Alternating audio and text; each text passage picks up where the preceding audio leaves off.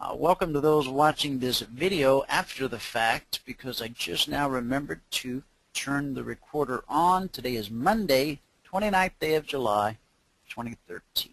Okay. All right, back to you.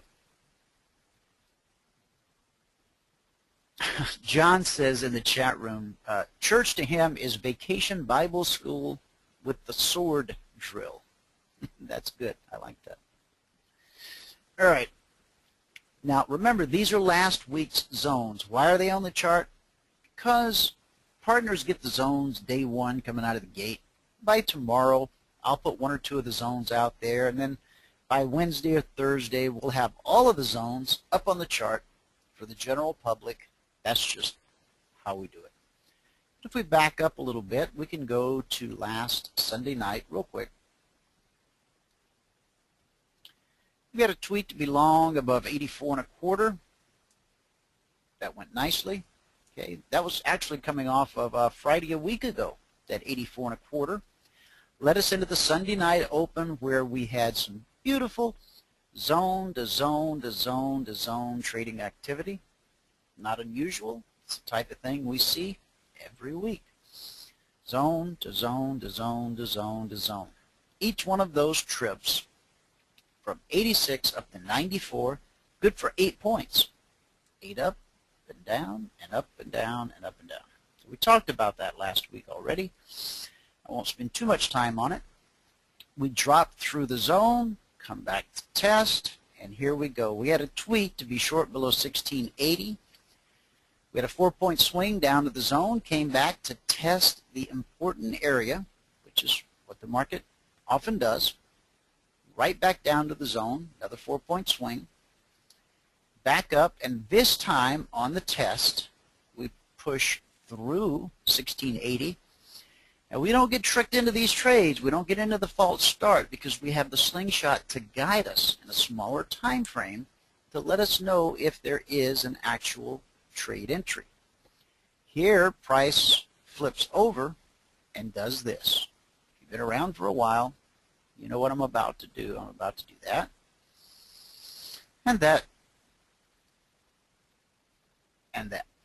That pattern right there will repeat itself over and over and over as long as you're a trader.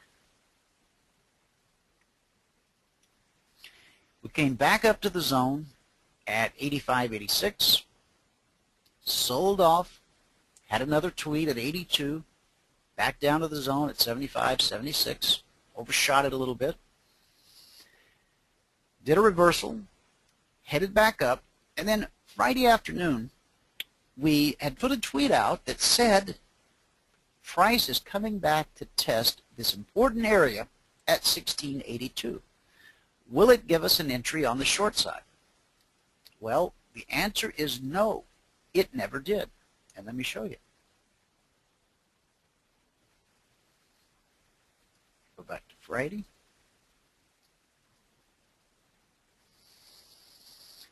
Here's price coming up to test that important area at 1682. In order for us to have a short trade, we would have needed to have a bearish cross, price pull away, price pull back, a close below the trend line, or simply a down close based upon the status of our slingshot indicator. None of that ever happened. So even though the tweet itself was well placed, be on alert, watch for this, as a partner, you were never tempted to get into a trade that would take you nowhere. Okay? Worked out beautifully. The idea was there.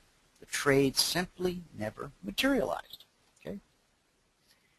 And that leads us into last night, the Globex Open, where our trade on the upside did not get triggered. Our trade on the downside did not get triggered. This morning we had a lot of sideways action, okay? And we had a tweet during the live trading room. And that tweet said to consider being short below 1679. Now the 1679 tweet dropped straight away to 1676 and a half. That's a 2.5 point trade so far. Okay, 2.5 point swing there. As you know, we teach the partners to look for a couple of points a day. And when you watch the recap today, you'll see Michael grabbing a couple of points over and over and over and over. That's not what we're attempting to teach you to do. We're attempting to teach you to consider getting a couple of points a day and then shutting it off. You might say, well, a couple of points, Dwayne, in the S&P, that won't quite pay my bills. Well, on one contract, that may very well be true. But over time, as you grow and mature as a trader, and you increase the number of contracts that you trade, 2 points on any day can be a paycheck as big as you want it to be. I spoke with someone last night who said, hey, I've got enough money right now to start trading 10 contracts. I appreciate that you want to protect your students and put them in the simulator until they're profitable and then only do one and then make $1,000 before they do 2 and make another $1,000. But he goes, but you know, I got the money. That's not the problem. Maybe I'm just going to go in and start trading 10. And I says, you know what? I can't go along with that. That's not a good idea. The fact that you have the money, that's only part of the equation. What you don't have is the skill set required to deal with the psychology of trading 10 contracts. The only way to develop that, it's like you can't just wake up one day and say, I think I'll go run a marathon. No. You wake up and say, I think I'm going to walk to the mailbox. You do that 3 or 4 days in a row, and then you might be able to jog to the mailbox. Pretty soon, you can actually make it around the block. Yeah, right? Then you do a 1/4 mile, then a 1/2 mile, then a mile. Otherwise, you're going to hurt yourself. You won't make it. You won't get to the finish line. Our goal is to get you to the finish line, okay? Or the line that never finishes, right? We want you to be in the business a year from now, 10 years from now, as long as you want to be in the business. We don't want your account size to dictate whether or not you can continue to be a trader. If you follow our methodology, which says you stay in the simulator until you're consistently profitable, that you only go live with 1, that you make $1,000 before you go to 2, make another 1,000 before you go to 3. If you follow our method, do you have any idea how long it would take you to actually blow up a $5,000 account? A very long time. Yet, there's an astounding factual statistic that 90% of E-mini futures traders who ever opened an E-mini trading account with $5,000, 90% of them did in fact blow it up. Some more than 1, some a handful. But yet, following our simple methodology, it would take you months upon months to blow up a $5,000 account. Think about that. Capital preservation is the key. And you might say, well, you know what, but I got 50 grand for the purpose of trading, so losing 5 grand is no big deal. Financially, it may not be. But trust me, psychologically, it's huge. We can always make more money, but we can't make more time, and repairing psychological damage can take an awful lot of time. Better that we not scar ourselves to start with. So that's free advice. Take it or not. It's entirely up to you. And so here we sit, right here. Price is broken down through that tweet at 79. It's put 2.5 points on the table for any CFRN partner or anyone following our tweets. That right there is a daily goal plus a couple ticks. What will happen next? We're going to watch and monitor that during today's radio program. right now we're going to go watch a little bit of the recap. That will be Friday's live trading room that we're watching.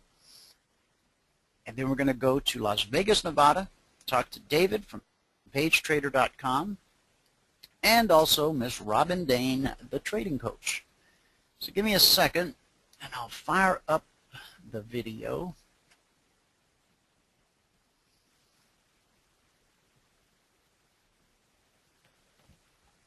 All right, good morning, everyone. Today is Monday, the 29th day of July, 2013. I'm going to do my recap right now about Friday, the 26th of July, 2013. Let me bring up the spreadsheet so we can look at the spreadsheet. And here we go. Here we go. Soybeans were plus 31 ticks. Crude oil were plus 6 ticks. Gold we were plus 57 ticks. And copper we were plus 6 ticks. That was our day on Friday. Currently on the month of July, we are plus $5,815 per contract. We're at $5,815 per contract. That is the gross number. The net number, if you apply $8 per turn for your commission, which should be high, you shouldn't have any commission. I mean, you shouldn't have a commission, $8. Everybody should have a commission lower than that. The net after that would be $3,783 per contract so far in the live trading room in the month of July. If your commission is, say, $4, we've placed 254 trades so far. So you would multiply 254 times 4 and add that to the total over here. All right. Just want to try to make sure that we cover everybody's commission, so we put a high number on it. All right, now let me go through the trades. Okay. Ow. Yeah.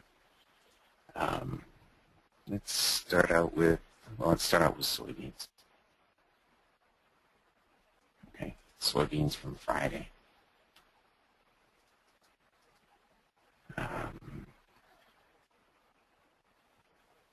We had drawn in these marks on Friday, these red dots, and we expected price to get to them on Friday, and obviously it did.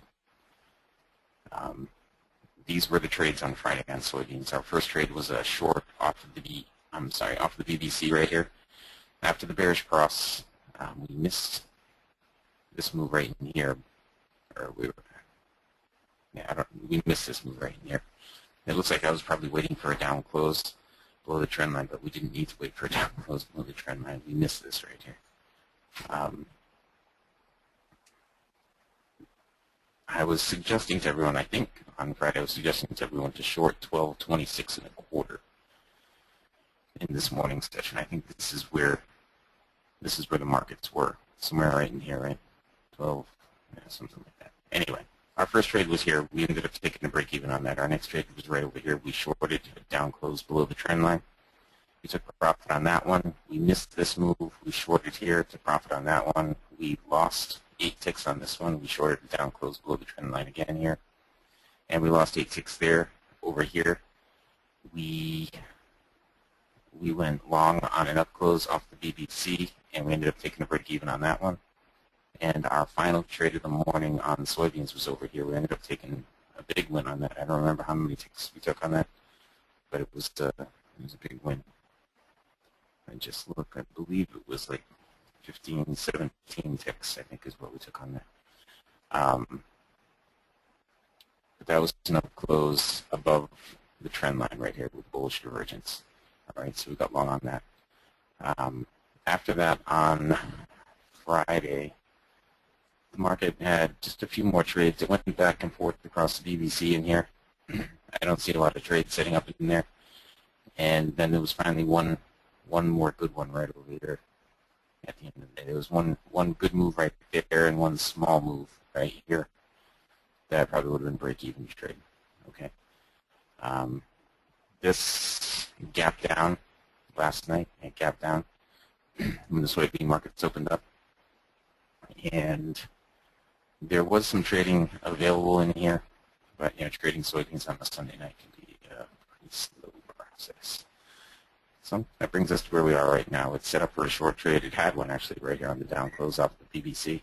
And the bearish cross, pulled away from the PBC, pull back up, tested the PBC with a down close right there. Okay, that was not that was a short trade on the soybeans right in there. Okay, I did not take that, but we'll see how it opens up here in an hour or so. Okay. Well, let me just blow this up again, and I'll put in some areas in here for us to look for. On the downside, initially we should look for this, and then probably that. No, I'll just, yeah, that looks probably good. On the downside, all right, we should look for that, and then down here at 850. Okay, if it starts to go down. On the upside, I would say look up there to begin with. All right. That was soybeans. Let's do gold because we had big moves on gold on Friday. The gold on Friday it got a little bit crazy. For a little while there, it was just moving around too fast to trade. But we did end up placing a bunch of trades on gold. See them all. Let's see if we start right here, because this is where the actual morning started. Right here. This was our first trade on gold on Friday. It was a down close below the trend line. We shorted there. We took a little bit of profit on that. It changed directions on us and moved up. We went long on a close up above the trend line right here. And we took a little profit on that. We missed this trade. We missed this trade. We missed this trade. 3 really nice trades right there we missed. And then right here, we shorted the down close off the BBC right over here. It looks like, no, that was a trend line. I'm sorry, that was close below the trend line. We shorted there, took a little bit of profit. We did the same thing right here, took a little bit of profit. And I had said over here on Friday that I didn't want to take this last one. Okay. And I didn't. If we would have taken that, we would have stopped out on it. But we didn't take that one right there. And we let it settle out here a little bit. I think there was probably a long trade in here somewhere that we could have taken. Let me blow it up a little bit. There was probably a long trade in here somewhere we could have taken, probably right here. We could have gotten long. And there was one shot at that. It didn't put in a higher swing. Showed weakness. Then it started going down again. We missed this first trade right here, but we jumped in on this one, and this one, and this one. Over here, we lost our divergence in this section right here. We didn't have any divergence. But we jumped in on 1, 2, 3, 4 of these trades right here. All right, and at that point, I think we were up pretty well on gold. We were up 57 ticks, I think. There was another trade right in here that we missed. Right there. There was another one right here that we missed. Let's see, was there one in here? There was right here a short trade that we missed. That would have been a break even. And it changed directions, and there were some long trades in here. One was right there. Another one here. Another one right there.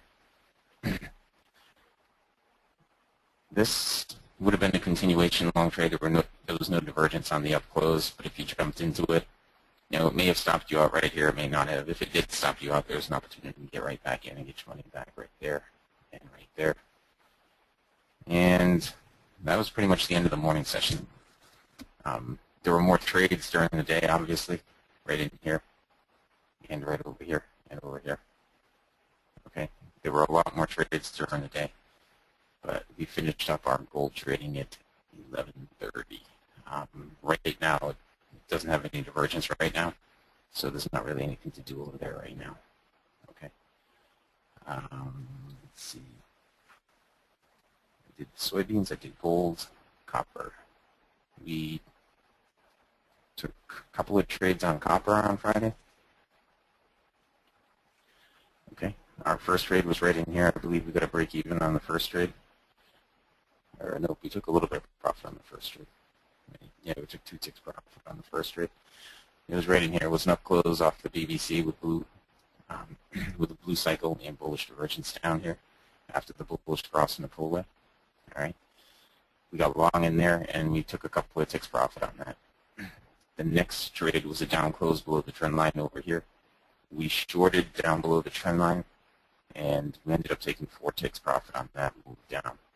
All right, that was all we did on copper. There was another opportunity right here, and another opportunity over here, and that was pretty much it for the morning on copper on Friday. Okay. All right. The crude oil. We did trade crude on Friday. Crude's gotten a little choppy in here right now. This was today. Let's scroll back to Friday.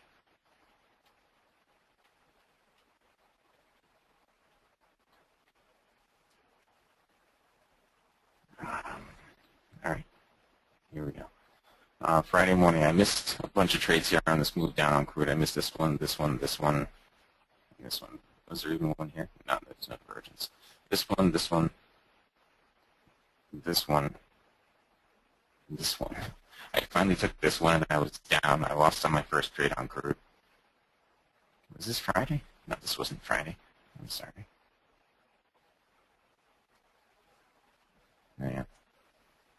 Yeah, it was Friday.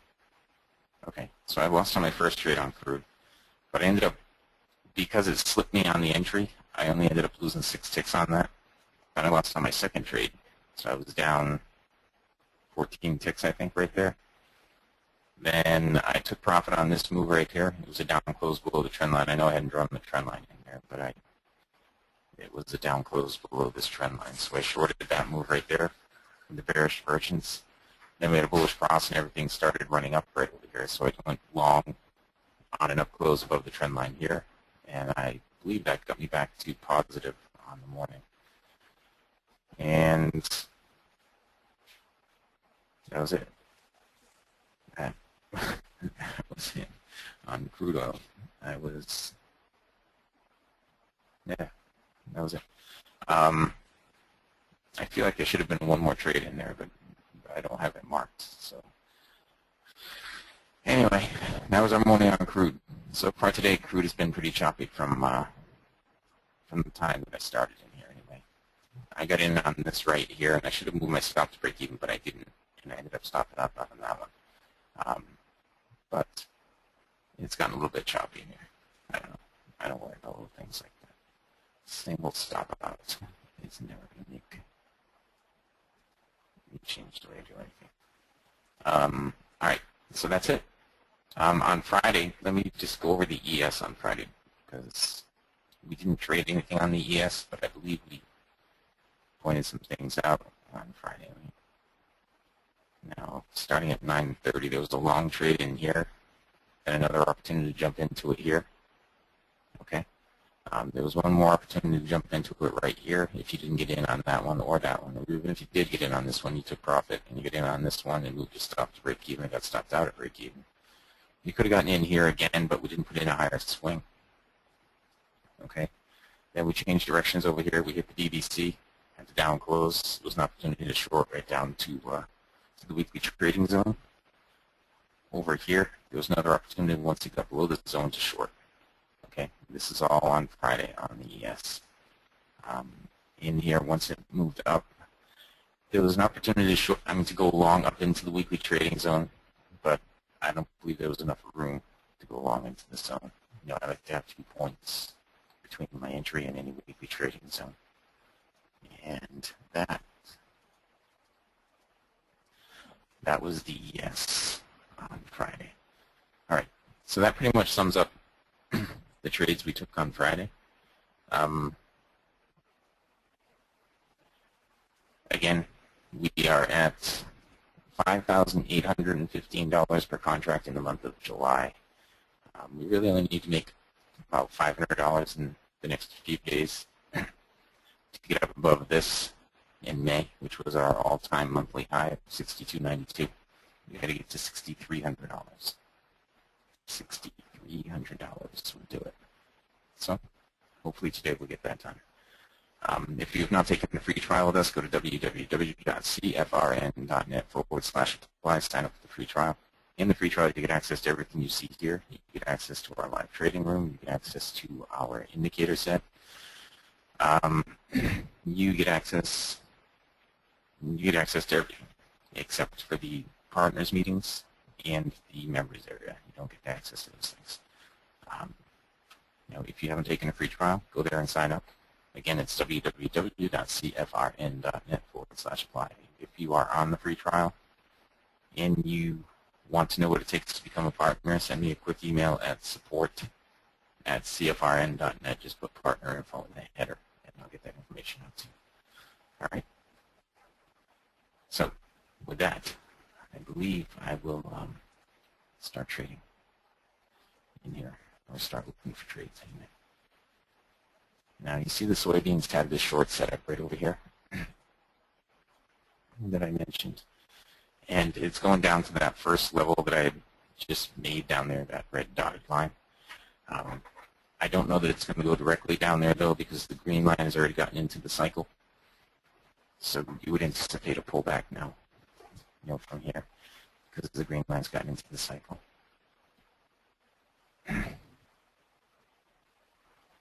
I don't, Paul. I don't keep track of any of that stuff. At the end of the day, it's how much money did you make? That's what counts.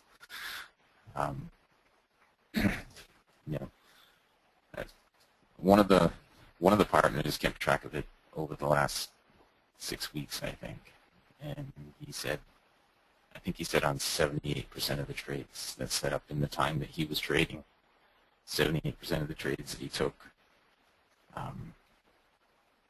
were either wins or break even. And for it to be break even, that means it was a win at one point of at least 4 ticks.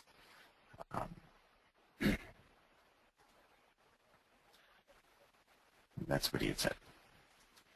But I don't keep track of that stuff because it throws a whole bunch of information up there that people latch onto, and they tend to think that it's going to apply to them directly, and it doesn't necessarily, because I think it was Matt, one of the Matts, that had given those results, and those were his trades. Those were the trades that he took. Now, he took trades that I'm sure he took trades that I didn't take, and I'm sure I probably took trades he didn't take. So, that right there throws everything off. If he traded in an hour where I wasn't trading, then right there's a difference in the results. Might be better, might be worse. And the way that I trade and the way that he trade, they may be the same, they may not be the same. I mean, you guys know that there's hundreds of you guys in here asking questions and stuff, and I try to answer as many questions as I can, or all the questions. When you guys are trading, you shouldn't have to answer questions like that. Hopefully, you'd be able to be focused and be able to just do what you sat down to do every day. Answering questions is what I sit down to do. That's part of it every day. So that's part of my day. But for you guys, that doesn't have to be part of your day. And it shouldn't be. All right. I just drew this line in here on the crude oil because, on the gold, because it's a head and shoulder pattern setting up. This would be the head, this would be the shoulder, and this would be the shoulder. This is the neckline. All right, there's actually a short trade setting up in here right now. It's right there. Okay. Now, a lot of let's say, well, I guess I could just say a lot of our competitors will say we'll give you some sort of ratio like that they win 90% of the time, or that 99% of their trades are winners. And I think that's a bunch of, I don't know anybody that's been able to verify anything like that, or show that any of that is true. There used to be a guy, I forgot what his name was, but the CFTC and the NFA came down on him pretty hard because he was making those kinds of claims, and he was actually showing false results. And they came down on him pretty hard because of it. And, you know, there are rules that you have to abide by. And one of the rules is you don't put junk like that out there. You can't put anything like that out there. You can't say, you know, yep, there's a gold short setting up. That's what I'm looking at right here, man. I just drew the trend line in, and we have bearish divergence with a red cycle. It hasn't hit the BBC yet, so if it hits the BBC and gives a down close, that would be a short. Copper is actually moving around quite a bit here too right now. Right.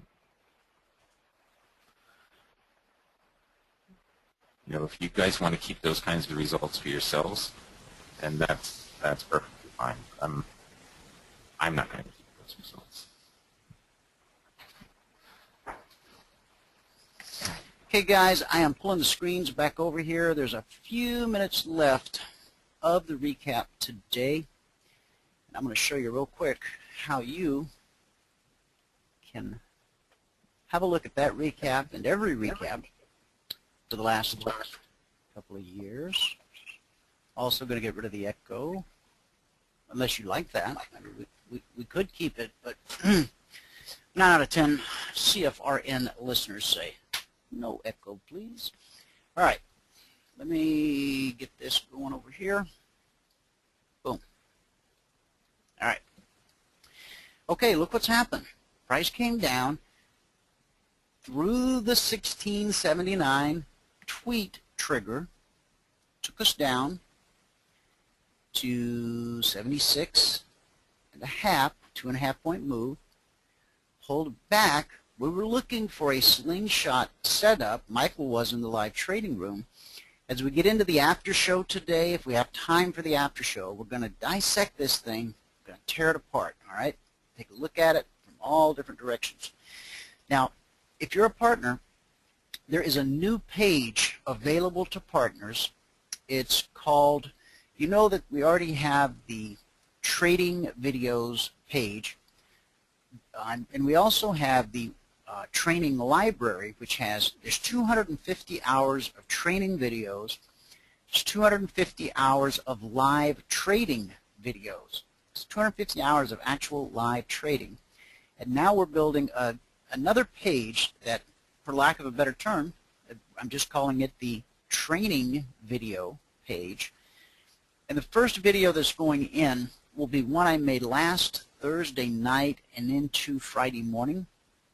It had to do with the tweet that went out Thursday night that was triggered, but there was a slingshot set up just before the tweet.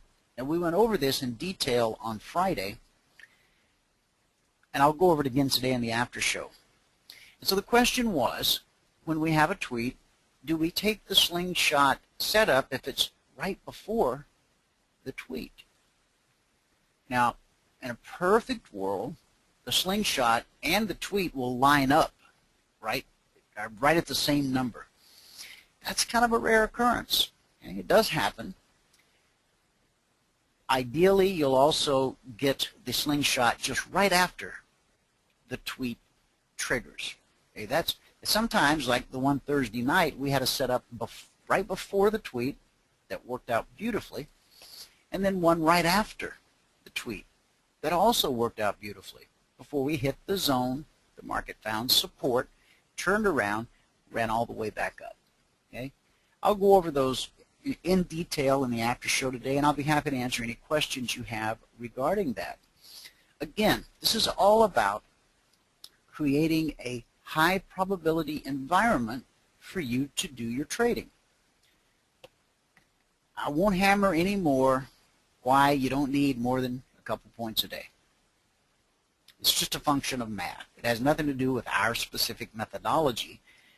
You know, I'm not trying to say that with us you only need 2 points, but with somebody else you need more. No, no, no. No, it's a function. The 2-point thing, that's a function of math. And you know what? We have partners who make a good living off of 1 point a day.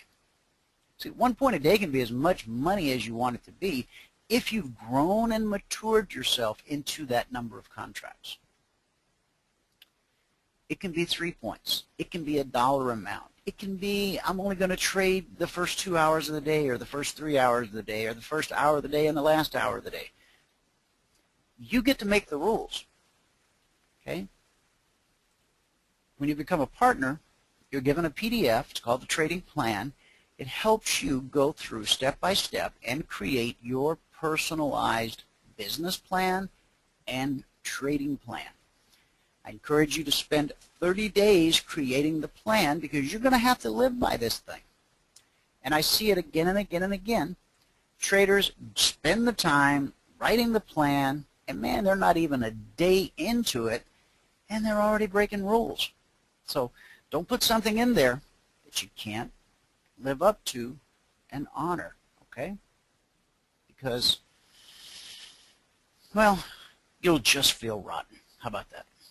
All right. I know Michael said it in the video, but let me say it again. If you'd like to take the free trial, cfrn.net/apply. No credit card required. Don't need your mother's maiden name or the street you grew up on.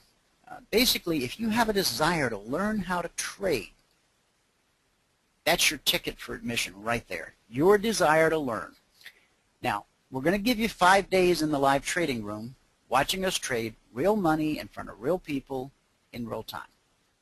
But above and beyond that, we're going to give you a trading platform, state of the art. We're going to give you the data feeds that you need. We're going to give you a simulator, and we're going to give you our proprietary indicator package. Okay? Why is that important? Well, because at that point you have everything we offer. And then you have 5 days to figure out if you can do it or not. At the end of 5 days, if you've decided you can't do it, or it's just not for you, it's not your cup of tea, no worries. We hope you'll still come hang out with us on the radio show, be a part of our community. In my opinion, it's the most exciting new phenomena on the internet. We hope you become a partner. We hope you become a part of the community. But see, we only want those in the community who, or as far as the partner side goes, who are going to truly benefit from our tools and from our training. That's why we kind of go a little bit overboard with the 5-day free trial.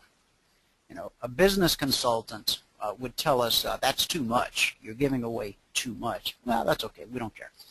We want you to really be able to make a well-informed decision as to whether or not what we do is going to help you. If it's not going to help you, please don't. We don't want to waste your time, and we don't want to waste your money. All right? So take the trial. Pay attention. Now here's where I get strict. If you take the trial, I want you to show up every day. I want you to pay attention. I want you to download the platform. I want you to install the indicators. I want you to take trades in the simulator. And I want you to ask lots of questions. I can always tell who is where on Trader Mountain based upon the questions that you ask. Okay? If you're not rolling up your sleeves and getting busy, trading, you know, just getting real close to the metal on this thing, then I know, and I'm not going to be mad at you or think less of you. Maybe you're busy. Maybe you just don't have the time. Maybe you just aren't that interested at this point. Okay? And that's okay. There's no problem there. But please, if you're going to take the free trial and you are serious about learning how to trade, trading is not a spectator sport. You got to show up. You got to do the work, the homework, the whole deal. Okay? Now, we're here for you. You can call toll-free 866-928-3310. That phone will be answered by the third ring every time during normal business hours. The other number is 949-42-EMINI, and the 415 number that's published on our website. 9 times out of 10, you're going to get voicemail. Leave the voicemail. Don't just hang up and call back. Leave a voicemail. not only will Michael and I get your voicemail, but we'll get an email with your voicemail in it and a transcription of what you had to say. And we'll get back with you in most cases within the hour. So there it is. Let's go to Vegas, guys. Let's do it. David Williams, PageTrader.com, Robin Dane, the trading coach, coming right up. Don't, I say don't, touch that radio dial. We'll be right back. You're listening to CFRN, a community of believers who trade for a living. To learn more about who we are, what we do, and how we do it, call toll-free 1-866-928-3310, and we'll send you out a no-obligation information kit absolutely free. 866-928-3310.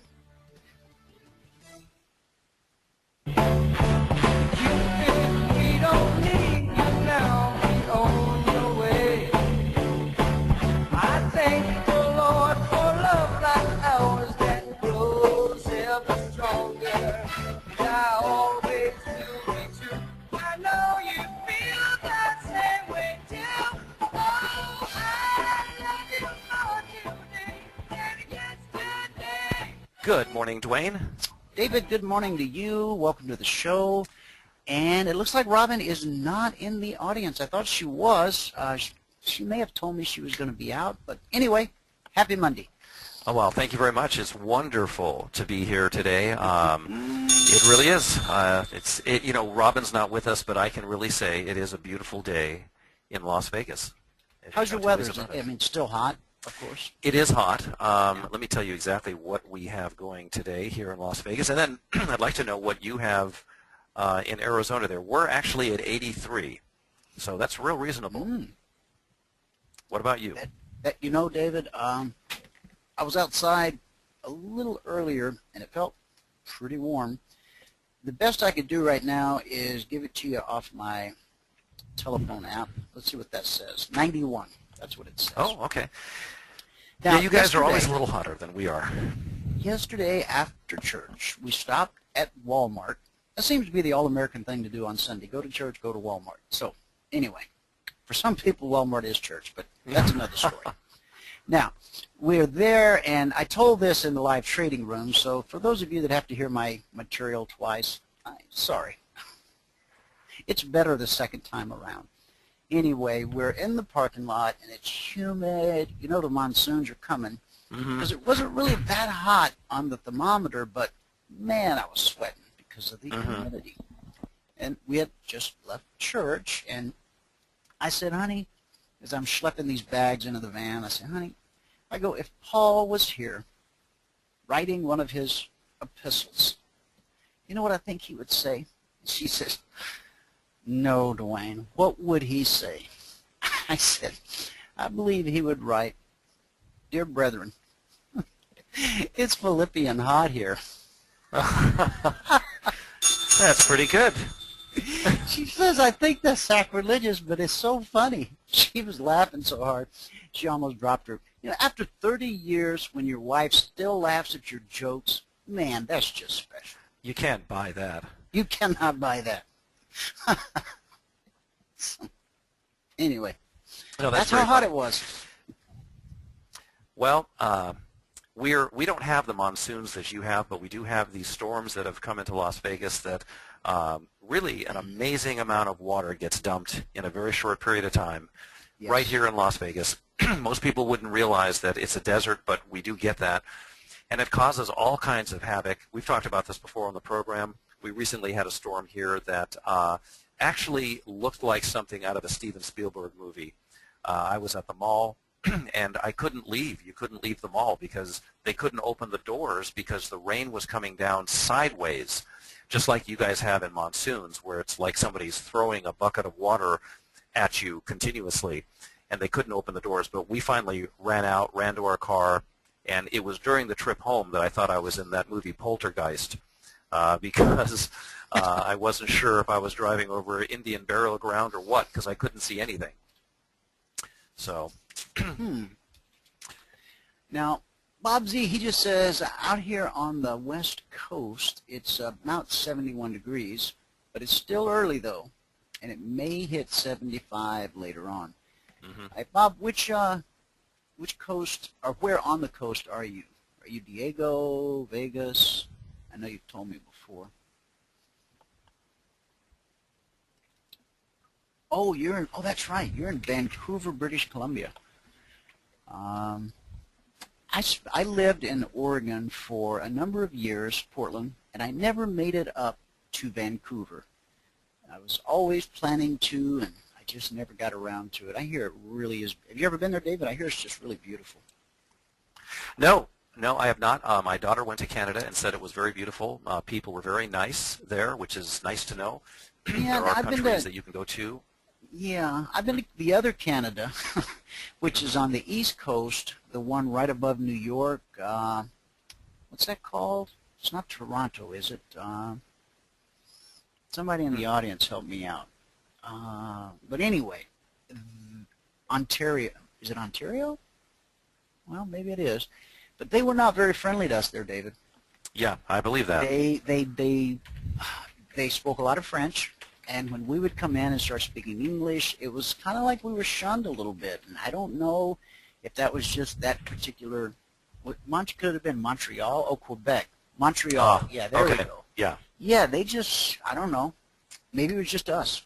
I mean, we felt shunned in Amsterdam, and so maybe it's just us. Maybe we have some kind of a complex or something. But, well, but by and large, I mean, I hear great things about Vancouver, British Columbia. That it's just a wonderful. Now, Bob, does it get real cold there in the wintertime in Vancouver? We'll wait for his response. No, the French in Quebec do it to all the rest of us Canadians too. Okay, so it's not just us Americans that get shunned; it's everybody. Polar bears in September. Alex says it's very mild there. Okay. So, all right. Well, we should have. What did you do this weekend? Anything? Well, this weekend, just like every weekend here, we take a break from, of course, trading and so on. But I'm really kind of excited about this week. There's a number of markets that are setting things up, and we'll talk about this in just a little bit. But you know, in the summertime, we all know this, the markets kind of tend to get quiet. Many traders apparently take longer vacations. They're away from the markets for quite some period of time. The volume, the volatility, all kind of shrinks. And you have to make do with the smaller movements in the market. But that's generally speaking for all markets, but the S&P in particular gets really quiet during the summertime. And we've had more volatility this summer so far than in previous summers. And we do have some other markets that are setting up, which I'm very excited about over the next couple of weeks. These, of course, are longer-term types of trades, but they can be used for people who are setting up intraday trades as well. You just wouldn't be staying in the trade as long. So there are some very interesting things that are setting up in the markets, and we're going to take a look at those when we get into them here. I didn't follow the news over the weekend. I'm not, as you know, we only talk about news for almost entertainment purposes here. Yeah. But I don't have anything particularly important to bring to the table either. Guys, was there any big news? Oh, John L., I see your comment. I'll get to that in a minute. I'm glad to hear it. Let me just see. Oh, here, this was news today. It's kind of big and important. Amazon has just announced that it will add 5,000 jobs at 17 fulfillment centers across the U.S., along with 2,000 customer service positions. This news comes just ahead of a visit tomorrow by President Obama to the retail giant's Chattanooga, Tennessee fulfillment center, where he's set to outline new job creation policies. Amazon says their jobs that they're creating typically pay 30% more than wages paid in retail stores. I think they're maybe talking Walmart there, and are full-time and include retirement, health care, and stock benefits. The company has tripled its workforce over the past 3 years and currently employs over 20,000 employees in its U.S. warehouses and 97,000 people worldwide, neck and neck with Microsoft. Such expansion resulted in a small $7 million loss last quarter, despite growing sales, but Amazon evidently plans to carry on regardless. And to you, Jeff Bezos, I like that guy. I'm telling you, with the exception of the president and the fact that Steve Jobs is now gone, Jeff Bezos might be the smartest man on the planet, present company excluded. So. Oh. No, I'm serious. He's really a bright guy. I love the way he runs that company. He's just done an awesome job. The other news is there will be blimps hovering over Washington, D.C. You may have heard about this. It's kind of weird to think of a blimp being used to protect Capitol Hill from cruise missiles, but that's exactly what they're doing, and it's pretty effective technology from what I've read. I'm not going to read the whole article. The other little bit of news that I think is important, because this will really change the world in which we live. Google likes to create things that gather data which can be used to determine intent and for all kinds of profitable purposes. There's no bigger fish in that pond than the Babel fish, that invention of Douglas Adams in his Hitchhiker's Guide to the Galaxy series that instantly translates one language to another to make communication seamless. That's because Google would be processing literally everything a person says to another, at least while traveling, which adds up to a lot of mineable data. Google is working on exactly that kind of invention. According to the New York Times, Google plans to make real-time translation devices that will translate language for simple conversation across language barriers. Already the system is near perfect between some languages, especially in environments where there is no background noise to confuse the input detection. Google already offers Google Translate, which offers text translation as well as entire web page translation on the web. And I'll show you an example of that in just a moment here. As with most sci-fi staples, however, Google says this is likely to still be several years away from shipping the actual product.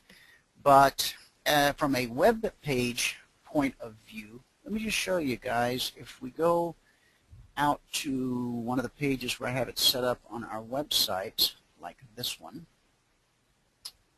and if my toolbar will load. Oh, that's right. I turned the toolbar off in that browser. Okay, so we'll use this browser.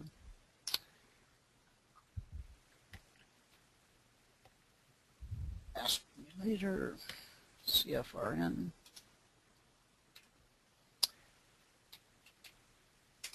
.net. And radio blog. Now down here, guys, well, let me blow this all the way up. As you can see, this is in English. Okay. Select language. I don't know. Let's go with Croatian. Just that quick. Literally, in the time it took me to click my mouse, this entire page has been translated into Croatian. Let's go Korean. And there it is. Is that not incredible? Now, they're going to do this with spoken word. They're already able to do it very well with text. Now, anyone who reads Korean would probably tell you that this is filled with all types of, grammatical errors and that kind of thing. But does it get the basic point across? In most cases, it does. If we want to go Swedish, there it is. Vad är det? Hon handlar jag det. Anyway, I don't speak Swedish, but I don't know, David.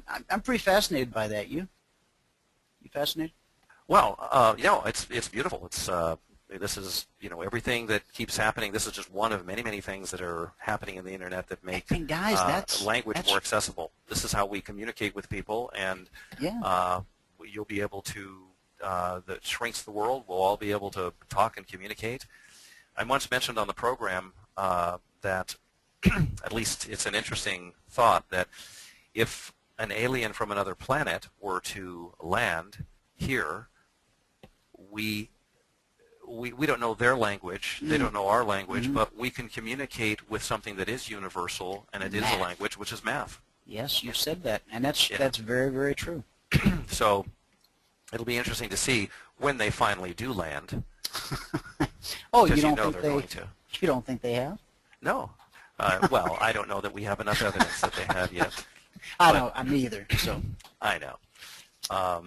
But no, it's very interesting when you think about that no matter where you are in the universe, math is going to be the universal language. And so in some way, shape, or form, we'll be communicating, assuming that we do have contact with other forms of life. Life tries to break out every possible way it can between the sidewalks and so on. But yeah. The fact is that when we do finally run into somebody from another planet, we may be able to communicate with them with math, which is the universal language. And 2 and 2 is 4 no matter where you are in the universe.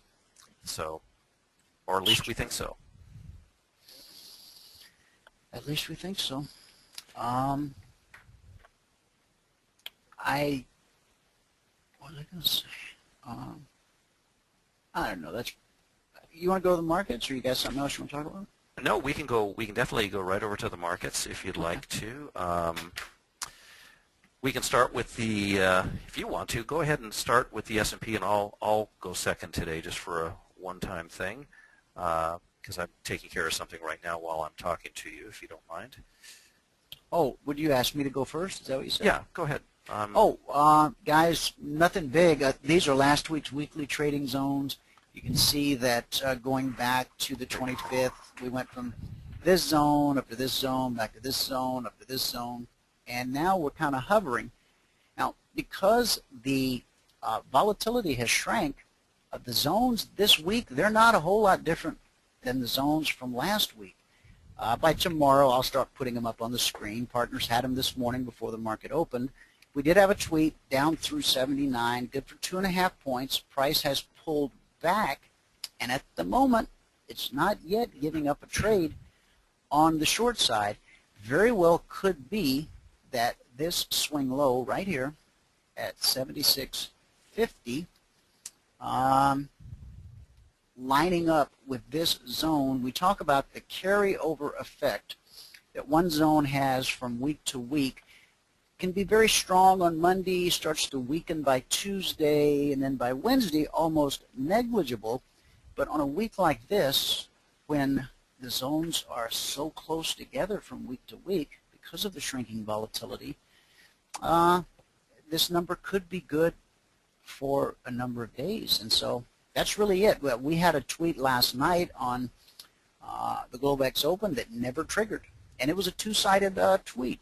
Long or short, whichever comes first, market just could not move far enough in either direction to trigger it. Finally got one off this morning, but that's it, just kind of quiet. So it's your turn. Okay, let's take a look. Let's review. Let's go back a little bit longer term picture here for the S&P. Here's a daily chart for that. Yeah, we've been through this many times, but it's not a bad idea to recount this now, because we're at critical junctures. We've had 3 critical junctures that we've been at recently. One is the May 20th reflected wave top, which sent the market down to the June 24th reflected wave bottom. And this was the most recent bottom, if you're looking at a weekly chart, that we traded off of. Our subscribers did, so did everyone listening, I'm hoping. And that the market has had a really wonderful advance off of that to the prices that we're at now. We broke out to new recent highs. Last week on the program, I talked about the likelihood that the market would close the week near 1686. And there was a reason for that. The market, in fact, did close last week at 1686.50. And last week, because as you know, we've talked about this on the program, was the next important weekly reflected wave top for the S&P 500. So we think we're at a very critical juncture on the upside, and under normal conditions, the market is going to produce a multi-week decline off of this high. Now, there's some shorter-term details as well that we think are important. I mentioned last week on the radio the importance of July 29th. Normally as a bottom. It may have occurred one trading day early, which was on Friday. So we have a number of things obviously going on here. We have a bottom that is active potentially right now on the daily chart. We have a top which is active potentially on the weekly chart, and not a lot of space in terms of price movement between those two. So we're at a very critical juncture on short term on the downside and longer term on the upside. And so this is a very important spot, we think, that is going to ultimately resolve itself in a multi-week decline in these markets. So we're going to be taking some of our listeners, and I'm sure some of the listeners on this program may have already taken advantage of this, certainly some with options because it's very easy to do. And that's something that you, if you want to learn more about options, we've talked about this many times, go get a really simple book, even something like Options for Dummies, which they have a book out there for that. And that's the kind of book that I'd pick up first. I want to have a really clear understanding, because how many times have you learned something and realized that you didn't get some fundamental basic starting point correctly? And if you don't get it correct, then later you have all kinds of grief because you didn't get the basics really correct. And I've done this so many times in my life that it is now very important for me to get the simplest explanation of the basics of something so that I do have the fundamentals correct, so that later when I build upon those, learning more and so on, you don't have confusion because you somehow didn't get the starting point correctly. So it's very important to do that. So don't be afraid of picking up a book that says it's for dummies. And, be embarrassed at the counter. Oh, well, it's for dummies. I guess you're a dummy. Yeah, I'm a dummy. Take my money. So if you can get past that, you'll probably get the fundamentals a lot better than I did originally. So there's a lot of good books on options. You can go take a look at those. Anyway, so for us, we think the market is near a critical or at a critical juncture on the upside. We're now in the 1 week late period. So it's possible we can still have a new high made this week. So just keep that in mind. But every day that goes by now, the clock is ticking on a much more important multi-week decline that we're looking forward to having a piece of on the downside. And the all-time, let's clarify, in the futures, the all-time historic high, 1695.50, correct? I believe so. They're coming off of, that's a Globex included all markets high, and that's fair enough. That's exactly correct. that is includes true. Everything. That is. But Globex is a legitimate part of the market. It always has been. Oh. It's just whether or not you want to utilize Globex in your approach. And over the years, I've been on this program for 8 years, and over the years, Globex has become much more active, not so much a shadow market. And so, it's more real today than it was just 3 years ago, and certainly more real and more tradable than it was 8 years ago when I first started on this program. So back then, I used to call Globex a shadow market. Mm-hmm. So right. Some people utilize, Dwayne utilizes Globex on his hourly charts. Some people don't. Yeah. It just depends on your take on the markets and how you want to trade that information. So, and if you want to, those of you who do use a day session chart, and you don't trade Globex, and it's not a part of what you do, you probably have noticed that over the last few years, the gaps have gotten bigger and bigger, and that's because so much tends to happen these days on Globex. These bigger moves, and so where You might have been used to coming in over the years and seeing, like, 2-3 point gap, 4 points, like that on the S&P. Often now you come in and see an 8, 10, 12 point gap because a lot happened on the overnight session. And if you're looking at a day chart, you won't see that action. You just see the gap itself. And those gaps are getting bigger and bigger. And I think that's good for traders, especially those who want to become traders, who are interested in the concept of trading, as whether it's going to be as a career or as some kind of additional income supplement. But having a market, a fully functioning market that trades at nights, so you don't have to quit your day job. You still have your day job. Take your training, whatever that is for you, wherever you get your training, and then to be able to trade maybe a couple hours in the morning before you go to work, or perhaps you arise early and trade the London Open. It just increases opportunity. It just represents more opportunity to everyone, I think. And so I see that as a very good thing. Well, good. Okay, let's move over to, let's take a quick look at some of these other markets. Let's take a look at gold.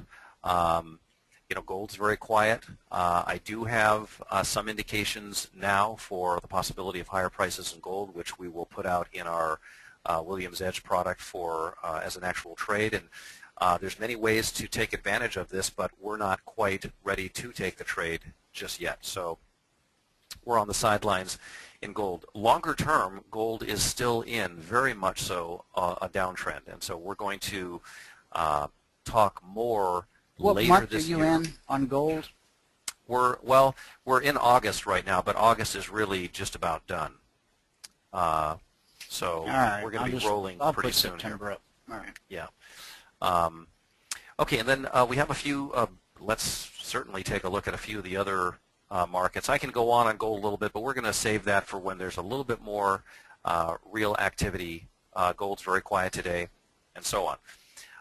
I want to go back a little bit. I want to, on the U.S. interest rate, I want to say that for the last throughout 2012, we talked on the program, and I really pushed people to take advantage of the low interest rates, and I called the low interest rates kind of a blue moon in this long wave.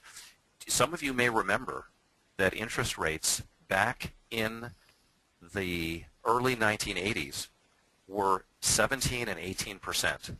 Literally, that's what the interest rate was.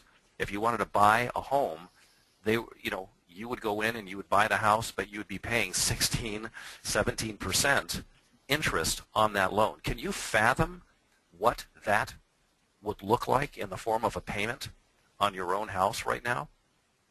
It's incredible. And that was the peak. And back then, by the way, you could go to the bank and get paid 11% on your money. There are whole fund managers that don't make 11% on your money. And you were able to do that back in the 80s by buying a treasury bill or by going to the bank and buying a CD, which might pay a little less.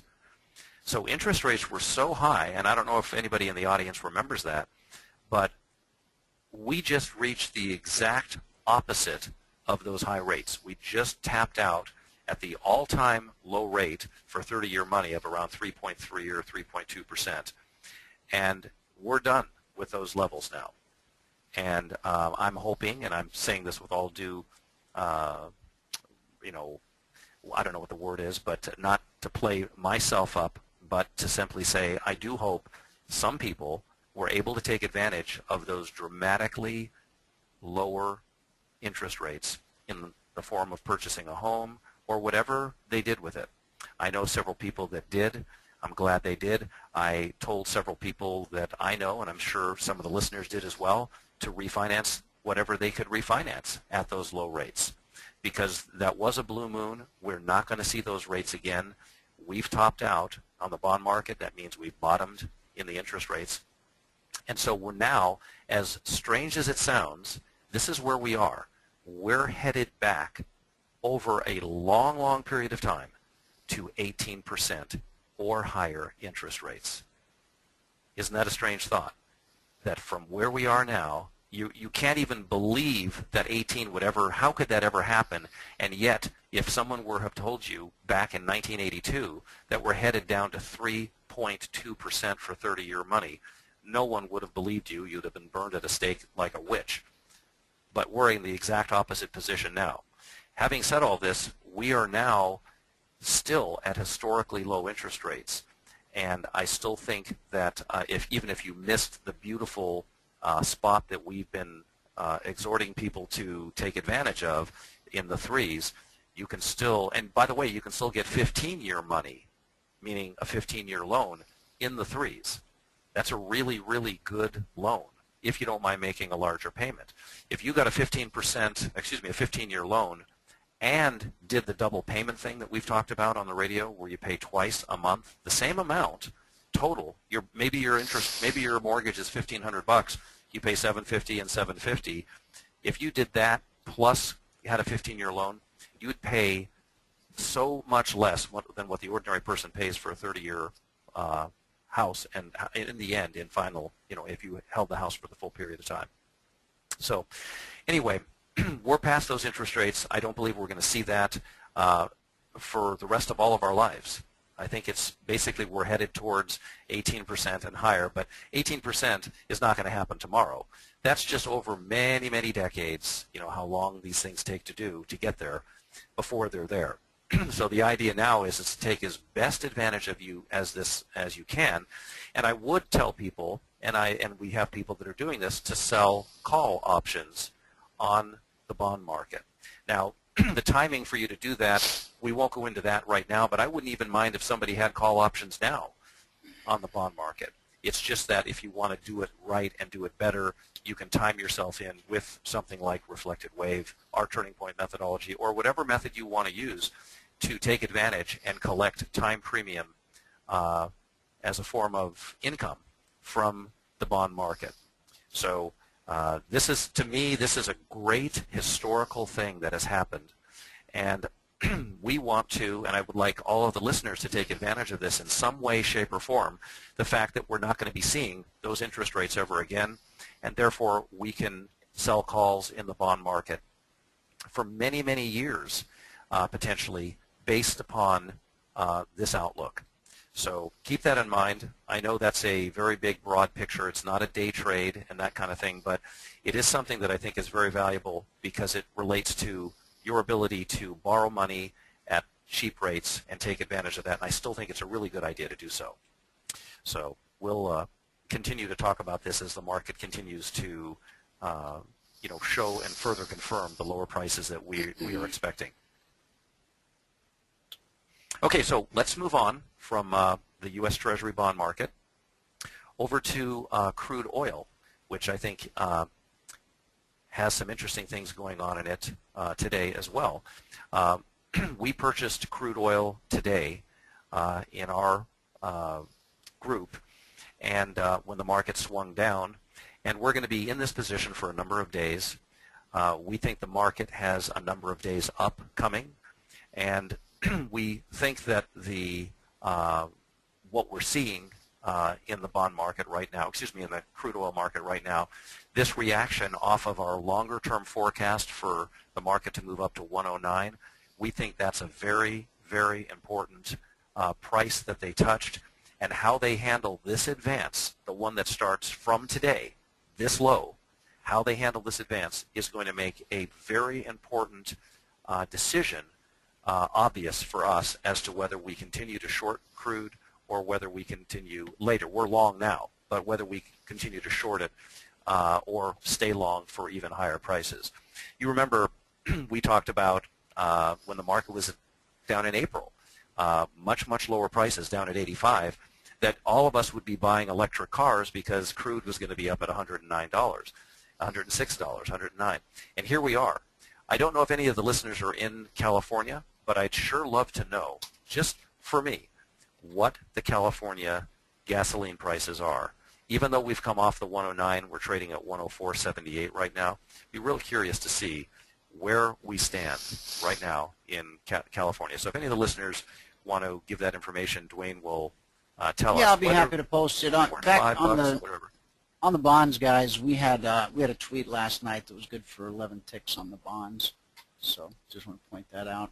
And on the, what are you on now? On crude?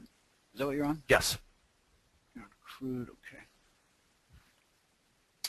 And what month are you in?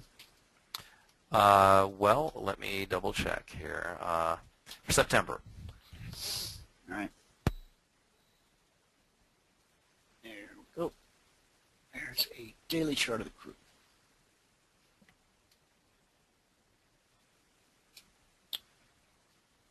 There we go. You still there, Dave? Here. Sorry about that noise. Oh, that's okay. My office has strange sounds in it. No problem. When you're a professional trader, those kinds of things happen. Yeah, true story. Were you going to say something here, Dwayne? No. No, I was just saying that I've got the crude chart up, but then you went away, and so. Well, yeah, no, couldn't hear you. Go ahead. Yeah, the crude, basically, we're looking for higher prices over the next several days. So that's the normal thing, and that's what we're going to continue to watch for and trade. So keep an eye on that. And the crude is interesting, as always, because crude affects everybody's ability to buy gasoline. And even though I respect Bill O'Reilly, he's 100% wrong when he says that the market is manipulated up to these levels. That is not the case. Crude oil is a worldwide market.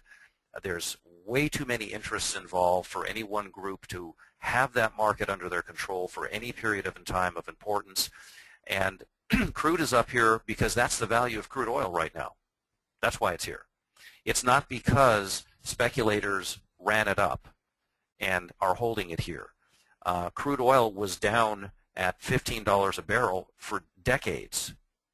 So I wonder what the argument was there. They just weren't in the mood to run it up, or whatever. This is what the price is. That's the real value of it. Sure, there are speculators that buy and sell in the markets, and speculators don't just run the market up for the Bill O'Reillys and others. Speculators also go short, and they run the market down. And the net effect of all of those speculators has crude oil trading at $104 today. How you doing? That's it. It's not it's not a manipulated market. It's very difficult to manipulate a market. Go try it sometime. So I want to remind people that Warren Buffett is an elephant in a room filled with smaller creatures. When he bought silver and bought it to the tune of billions of dollars back at $8, silver almost immediately went $4 lower. It was cut in half in price. If Warren Buffett and his minions, the people that follow him, all the people that read his books and believe in him and want to be like him, they all jumped right in with him, didn't they? So not only did you have Warren Buffett, but you had every single other person out in America, in other countries, who respect and appreciate what Warren Buffett has done, purchasing silver. So that has to add up to an awful lot of influence in the silver market. The silver is not the most liquid market in the world either, and it certainly wasn't on the way down to new all-time lows, the most liquid market. And yet when he jumped in and all of his followers jumped in at $8, silver went down to $4 before bottoming and then starting the big historic advance. So that's why I'm quite certain, that's one of many, many, many examples I could give you of why markets, even relatively thin markets like silver, in a decline are not manipulatable even by big players like Warren Buffett. So I'm assuming at least $3 or $4 billion worth of silver was bought when he publicly made it known that he purchased at $8. Well, anybody who followed that had to sit through the $4 further decline. And that's pretty good evidence that it's not very easy to manipulate a market. So a lot of people believe it is possible. They believe there's all kinds of things, tricky stuff going on behind the scenes. You can be as tricky as you want, but moving a market is one of the most difficult things to do. And then there's the period of time that you can move it. There's so many forces at work. So if Warren Buffett can't do it, I'd like you to explain to me who can. And then I'll hit you with a few other examples, one of which was when the Japanese yen was in a decline over many, many years in the 90s, and 7 world governments got together to prop up the Japanese yen. So if Warren Buffett isn't big enough for you to believe that markets cannot be manipulated, then what about 7 world governments, including the United States of America, that got together to prop up the Japanese yen? And if you go to the charts back then, you'll see that the Japanese yen barely had a blip before heading where? Lower. For how long? Years. It continued on for years. So 7 world governments couldn't prop that market up. That means a lot of money was put into the Japanese yen. Yeah, the last good thing to come out of Japan was the Sony Walkman, I think. Yeah, that was good. I have to give him that. Now, Bill O'Reilly, his take on the manipulation of oil, this is what he has to say. Bill O'Reilly recently blamed U.S. oil companies and the Obama administration for high oil prices. Now, according to this article and this author, this editor, he got it half right, the second half. On February 20th, O'Reilly asserted, there is plenty of oil in the USA. Prices should not be at record levels, but they are because the oil companies are sending their products overseas to make more money. And what is the federal government doing about that? Zero, nothing, nada. Right now, we are being taken advantage of by an administration that has an anti-fossil fuel agenda and an oil industry that manipulates the U.S. market. Who's looking out for us? Nobody. O'Reilly's solution? An oil export tax to force U.S. oil companies to sell their products here in the U.S. So that's his take on, and I don't follow, I know who he is, of course, but I don't follow him. I have a neighbor, my goodness, that's her church. She listens to this guy every night religiously. Huge fan. But yeah, I find him mildly interesting. If I'm standing near a TV and he's on, I'll listen, but it doesn't go much beyond that for me. Well, I'm only responding to his assertion at one point that that it was speculators running it up. That was his original story, and you know that the evidence doesn't really allow for that. The evidence is that speculators have absolutely no control over the markets. Governments rarely have control over markets. Even the U.S. bond market, which is being fed $80 billion a month by the government, it still is now, is still having a tough time rallying. So if $80 billion can't do it, I'm wondering what it would require to manipulate a market, because we put $80 billion every month. And I've told you on the program before, markets are not just linear things. They don't, if you put $80 billion in it and it suddenly goes up, it might go up several times when you put your $80 billion in, but after a while that wears out. Its effect wears out. The tolerance for it wears out, and ultimately the market has no response to your $80 billion. So not only is it difficult to manipulate it, whatever manipulation you're doing, the market actually adjusts for that. Just like your body does when you exercise, it adjusts for that weight by building muscle. Well, the markets do the same thing. If you do a certain input to the market, it is going to respond a certain way, but it's not going to keep responding that same way every single time. It's going to build something else up. It's going to adjust its behavior. It's just like human beings are, because it is, in fact, millions and millions of human beings buying and selling, but it has a very interesting way of adjusting. So when the Fed this month comes in and buys $80 billion worth of bonds, I'd like you to show me where that rally is, because it's not going to rally. And it's not going to rally because that doesn't mean what it used to mean to the market. It had its run. I think there's no rally because they're buying them from themselves. I mean, that's not. Well, the market is the market. They're paying. Yeah, I know that what you're saying. If it were foreign investors coming in, slamming $85 billion into our economy, I think that might have some effect.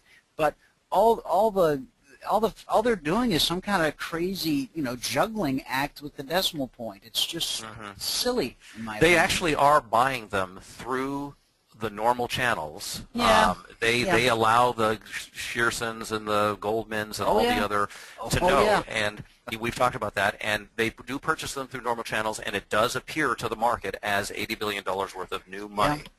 Yeah. I'm just saying that the effect of that has worn out, and that's another thing that the crude oil market has been up for many, many years now. How long has it been way up high here? The effect of whatever magic trick they were doing to keep it up, all that wears out. It's like telling a joke to somebody 5 times in a row. The first time they laugh, the second time they laugh a little bit. By the 5th time, they're not laughing at your joke anymore, okay, because it's worn out. And that's exactly what happens with markets. So, having said that, now that I've made my point rather clear, I'll move on to the next market. We do have some interesting things in copper. I'm going to leave that alone for right now, but I will tell the audience that they may want to take a look at copper. We're real fans of that market for multi-day and multi-week swing trading. And you might want to check copper out for buy signals and see if there's something there, because we think there is. We'll talk more about that. For today, that probably covers most. I do want to cover a little bit of Apple, because while we've been on the program over several times, we've talked about we sold puts in Apple way back when Apple was down at 414. We sold puts, which means that's a bet that the market would go higher. And our target was for the market to get to 441, 442. They did do that this month. We've taken most of our positions off, but we are holding just a little bit more to see if we can get a bigger advance out of this. One of the things about options is that whatever you get paid initially for selling the option, that's as good as it's going to get. If they pay you $3, it doesn't get any better than $3, even if the market, shoots up through the roof. So that's one of the things about options that you have to understand. But we're going to continue to hold these because we may be able to hold them and get a little bit more out of the $3 that we were paid for those options at the time, or whatever it is that we got. So that target has been reached. We talked about it on the program here, and we've now completed it. There are some interesting things I do want to mention happening in soda. Now, if Robin was here today, we would be looking at that, but soda has had a little bit of a mini crash here. I remember now, she told me that she would be out today during Coach's Corner on Friday. She mentioned that, but she said she'll be here tomorrow, Tuesday, and she's not normally here on Tuesdays. So. On Tuesday, okay.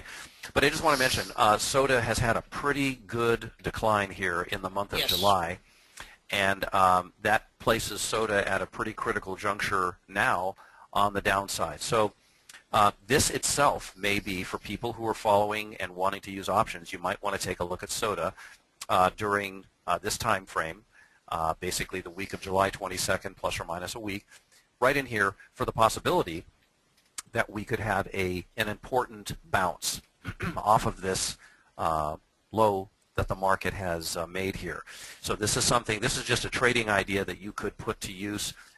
You could actually put it to use, obviously, simply by buying the stock. But you could also put it to use by doing options with this, by selling options as well. I do want to remind everybody that Bert Schlichter from Daniel's Trading, great guy, very knowledgeable in options. One of our customers, many of our customers trade through him, but one of our customers trades through him and utilizes Bert as a backdrop. Now, understand, Bert himself has a number of different clients, but like any broker, they're going to have a few that have much bigger trading and that sort of thing. This particular individual uses Bert in a manner that I have suggested that you use Bert, which is to give your trading idea to him and have him come back to you just so you can hear some other opinion about your wonderful idea. It might be a wonderful idea, but it's very good to let someone else give you some input as a means of you staying on track. He may give you something that's a little negative against your idea, but you might still take the trade.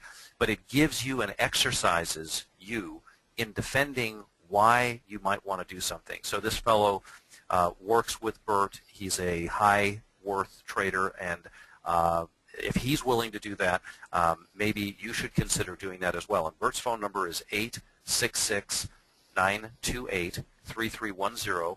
It's in the chat box, guys. Yeah, thank you. And he is not connected with my company, Page Trader, nor Dwayne's company for financial gain of any kind. If you sign up an account with him, we get nothing. As far as I know, Dwayne gets nothing, and No, we vice do not versa. we do not get a finder's fee if you become a client, and then once you're a client and begin trading, we do not get some sliver of the commissions that are generated by your trading. Now, that type of relationship is perfectly legal if properly disclosed, nothing wrong with it, but we chose not to go that route because we wanted to maintain an air of integrity when we recommend him as a broker. We wanted it to be purely on the merits of his work product, not some financial relationship. In other words, we didn't want to step over dollars to pick up a few pennies. And so it's, and I think David's reasoning probably and approach is very much the same. When we recommend him, it is purely because he's just the doggone best in the business. He and Leslie both, in my opinion. So. Yeah. So if you're going to do options, like as an example on soda or something that we've talked about, you do need to understand what the margin requirements are because they're higher than some other types of trading. So you want to get in contact with Bert and so on and let him describe to you what it is, and then get into the habit. I've told you this before. I used a broker for many, many years. Obviously, we all use electronic trading now, but for many, many years, I had a very charismatic broker who I really got a lot of good insights out of by simply telling him what I was thinking of doing. I could have just done the thing, whatever I was thinking of, but I found out that by talking with him, it did give me another perspective. And it's very helpful. And Bert's not going to take your trade away from you. He's not going to just trash it. But I think it can be very useful to have some other input if you're thinking about something that might be a little longer term or something like that. And certainly some of our larger trading clients utilize Bert and have found that exactly what I've been telling you is true about him. He's a great person, and also, although he doesn't give us any money, he has agreed to laugh at my jokes on live radio, and that's hey, that's worth something. I mean, right there. I think that's pretty. There were some questions. Scrolling back up. Don J, I got your question. What about the flight quality aspect of bonds? Higher if the ES tanks longer term. He's asking you or asking me? He's asking you. Oh, well, you know what? There's so many ways to look at these markets, and yes, the S&P and the bonds, there's a very, very long-running historical connection between those two. And the flight to quality, I think, is what he's talking about. And that means, as an example, that people might be getting out of bonds and getting into stocks, or out of stocks and getting into bonds, or out of stocks and getting into gold. The term flight to quality means that whatever they're in, it's not working, and they want to get in something that is working. You know, the flight to quality aspect of bonds I think he's referring to is that even though America has its woes of all the world economies, still, even though it just pays practically nothing, one of the safest places to put your money is in U.S. Treasury bonds.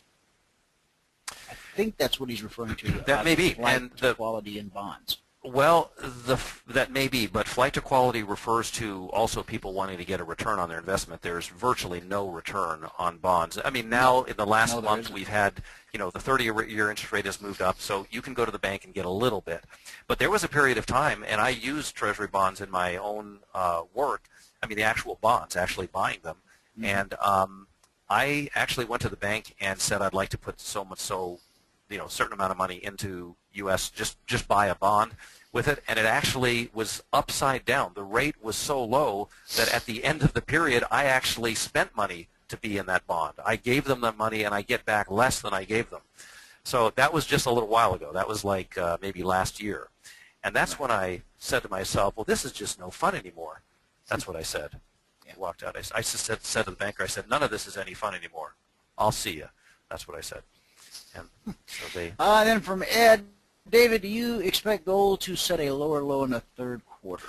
I still am looking for, under normal conditions, gold to make a final low or a new low in the third or fourth quarter of this year.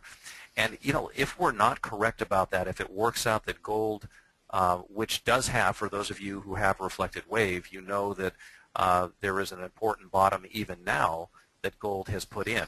If it turns out that they're not able to put in a low by the end of the year, a new low, then that will be a very powerful signal for us that the low is in, and I know that could be way later, it could be way late, but I'm only saying this, I've been saying this on the radio to protect people from potentially buying and having to sit through a really big drawdown in the gold market, a further drawdown. So I'm just being cautious. That's what prompted that, is the cautiousness of not wanting people to sit through a big drawdown. Listen, Lord knows there's plenty of people sitting through a decent drawdown right now in gold, and I'm one of them. So that's how I can say Lord knows. So because we have a longer term position in gold that we have been in since October or November of 2008, that we've been in this longer term position. So we've ridden this thing from $900, $1,100, all the way up to $1,920 and all the way back to where we are. We would like nothing more than the market to not bottom, or to have bottomed already and not have to make a new bottom in the third or fourth quarter. We'd love that. But we also know what some of the basic rules are that we follow, and there are some real indications that that could happen. If it doesn't, I'm happy that it doesn't, if I can put it that way. And again, we've put that out as a cautionary thing so that people don't, get stuck in a position. If it turns out that we made you miss a good trade, you can listen to a different radio station. But this is, I don't want people to have to sit through a market where there is the possibility, not based on an emotional feeling, but based on our technical work, that it could go lower. So we're just being protective of that, and we ourselves don't want to add or buy any more of our ETF-based gold position until we have a firm knowledge ourselves that that bottom is in. Maybe it's already in, but that would be unusual, and if that's the case, fair enough, we'll deal with it and we'll manage it. Remember, the markets are as big as life. They're as big as life. Every possible thing you see in life, all of the planets, all of the little creatures, all of the things living in the ocean, all of that diversity gets squeezed into the market. And it gets squeezed into the fact that the market can only express all of that diversity in three ways: up, down, and sideways. And so that's why the market is as big as life, because every possible bit of the rest of the diversity in life is expressing itself through the market in only three ways. And that's why it's really difficult to learn to do the trading of the market, and it takes practice, because you're seeing all that diversity in a three-movement piece. And that's why it's different every single day. And that's one of the things that makes trading in the markets, for anyone who takes more than a casual look, that realization, what you just said, makes it so difficult to resist. Because if you're trying to, like handicap individual stocks and look at, PE ratios and all the different factors that are involved, I mean, it gets so complicated. And with any other type of investment, there's just so much work that has to be done and so much due diligence that is required. But when you break it down to something like the S&P 500 E-mini futures, and a person, this light goes off that says, okay, the market can only go up or down or sideways. If it goes sideways, I don't get hurt. So now all that's left is up or down. I'm not that bright, but I got to be able to get that right at least part of the time. And so it appears to be so deceptively easy. And it's not easy, guys. Our slogan, trading's not easy, but it can be simple. But boy, is it a journey around that mountain to translate what you see into something that actually becomes simple. I mean, I don't know of anything else in life where there's just, there's only two options, only two things can happen. We already decided if it goes sideways, nothing happens. Up or down. Wow, I can get that. I can do this. If it were that easy, trust me, everybody would do it, and nobody would need to pay for educational courses and buy books and go to seminars and all these other things that people do to try to learn how to figure out, is it going to go up or is it going to go down? Because that's what it comes down to. That's what you pay money for. People that come to take our educational program here at CFRN. At the end of the day, you're trying to figure out, is it going to go up or go down? Whether that's over the next 5 minutes, the next 5 days, or the next 5 years. So, back to you, caller. Well, there you are. Well, having said that, I almost forgot where I was in that statement, but I was somewhere there. So, yeah, that's basically the outlook that you want to understand. Listen, the markets, it is doable, it is possible, and it is imminently doable, practicable, repeatable, but you have to know what you're looking for. And I've mentioned this many times on the program, and I just want to say it again one more time.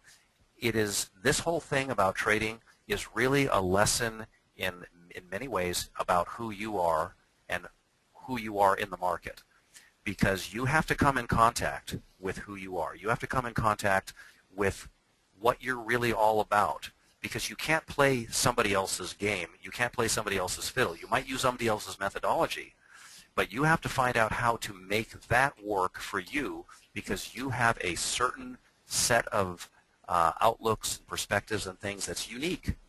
No one else has your particular set of outlooks, and how you ultimately end up trading in the market is going to, if you're going to be successful, you will have to come, as best ways I can say it, in contact with who you really are. A lot of people aren't necessarily in contact with that. They may believe they're the hero, they may believe that they're the fastest, they may believe they're the best, they may believe any number, or that they're the worst. But by coming in contact with who you really are and saying, this is what works for me, you're ahead of many, many other people who don't know that about themselves and therefore can't put to work the methodology that they might get from Reflected Wave or from Dwayne's work. Just having the methodology is a piece, but it isn't the whole thing. You have to paint the barn. You know, here's the barn, here's the paint, here's the brushes. You're not done. Now you have to paint the barn. So the methodology is like having all of those pieces there, but in order to paint the barn, you have to take into account your physical thing, whether or not you have a ladder, how, if you want to work while the sun is out, when the sun goes down. All those things are particular to you and where you live. And for me, one of the biggest breakthroughs I had in trading in the market was coming to the realization that I'm not a god, that I'm not a special person, that this basic thing is who I am. And if I can get my trading approach to be in contact with who I really am, I actually have a great time in the markets and I can do very well. It's when I move away from who I really am and try to trade like something I read in a book, or try to imitate the guy who has the Porsche because he trades big, that's when I get into trouble. And I've been through all that, and I'm sure many have as well. So I do want you to remember this and see if you can put this to work. It's hard to verbalize it, but if you really do honestly see who you are and what you're capable of in the market, practice that. That will improve, and that will even change who you are. But first come in direct contact with it, and when you do, that will make a huge difference in skipping ahead of all the nonsense that we have to go through. And this is why I tell people on the radio, don't read trading magazines, don't read trading books, except maybe one or two, because so often what they put in those books to make them interesting are all these gratuitous stories about people who were successful, and that makes you want to do something that isn't connected to who you really are. It's not that you aren't successful, but you have to start from a realistic foundation. And believe me, you won't do well unless you start from a realistic foundation. It turns out in my own case that I wasn't the big financial whiz, that what I really had to do was go in and figure out what I was capable of knowing about the market and take that little bit out. And that's where I came up with the statement, you're only entitled to what you understand from the market. And I live by that. The part that I understand, that's the part that I go after. That's what I'm capable of doing. I'm honest enough with myself to say, this is the part of the river that I understand right here.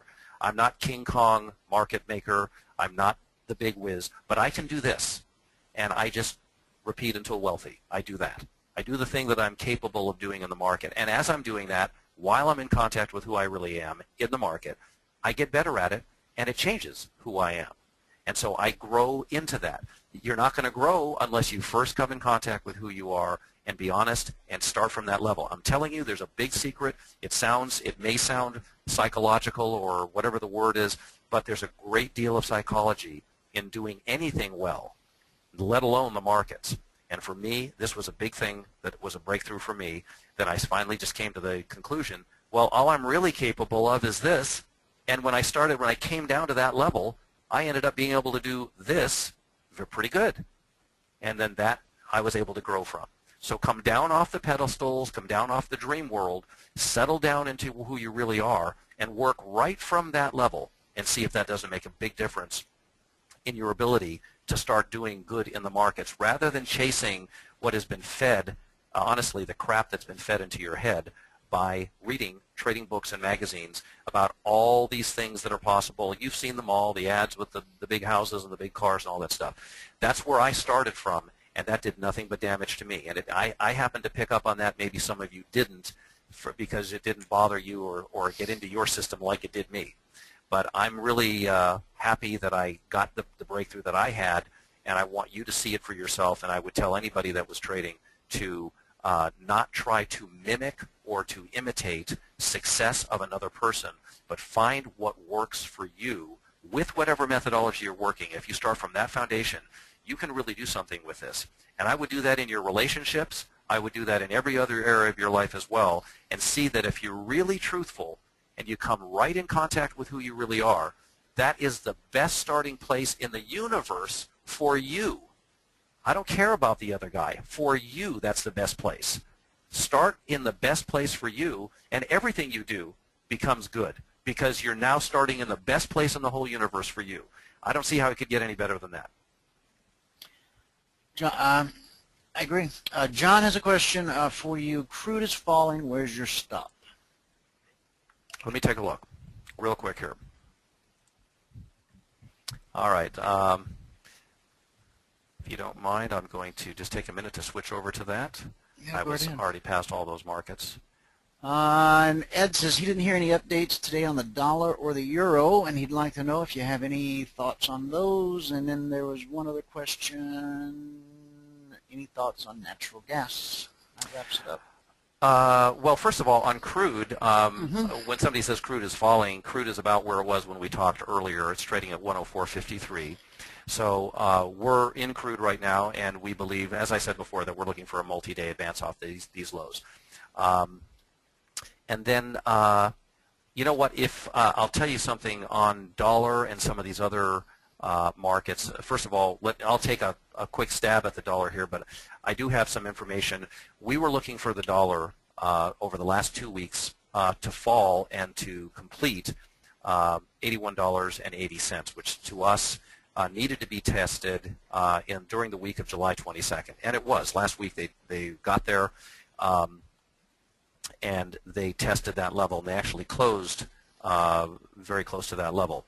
So we're at a critical spot in the dollar, but we're not in the dollar right now. We're going to wait a little bit longer here before taking any new trade in the dollar. So, you know, we're sort of like Mike Reed stalking the trade. This is step number one for us, the fact that we've completed 81.80, and we're going to do something with it. And we'll talk more on the radio. Listen, I'm here 5 days a week, so tomorrow I'll give you better information on what we're going to do with the dollar. And what was the last question? Let's see, there was the dollar, there was the euro, and the final one was natural gas. And Okay. Lewis just commented that big picture, he's got an inverted head and shoulders on gold. Lewis, what time frame are you looking at? I'll bring up that chart. But go ahead, Dave, what you got on natural gas? Real quick, nothing that we're trading in natural gas. We have been telling, and I can say this now because it's been happening for quite some time and we're almost there, we've been telling our subscribers to not take any long-term positions on the natural gas until we make a test or an attempt at 334. And so today's low so far has been 341. We've gotten closer to that. Once we do reach that level and test that level, I'm in a much better position to give good advice and to do something with this market. We have enough markets all over the place to look at that we don't have to take each and every one. We just wait for the easy and the obvious from each market, And that's one of the secrets of my trading, is I wait for the easy and the obvious. It has to be obvious to me. If I'm working too hard to try to make something into a trade, it's not a trade for me. It has to be easy and obvious. It's like waving at somebody and smiling. It has to be that easy. Okay. So, what month did you say you were in gold? September? well, we're in August right now, but we're going to wait. We're going to roll over here probably within a couple of days or so. All right. Okay, Lewis, I just brought up a gold chart daily. I'm using September. Now, you said you're using a R tick range bar. Okay, what tick range are you? If you need to run, David, you can go ahead and shove off. If that's, did you need to go? Is that what you said? No, I'm fine right now. Oh, okay. So, okay, Lewis, tell me what time frame you're looking at now, and I'll see if I can help you with this. The 4-tick, oh, you're looking at a 4-tick range. Okay, I misunderstood. When you said you were looking at it from a larger time frame, I thought maybe you were. So let's just go 4-tick. No, let's go range 4. Okay.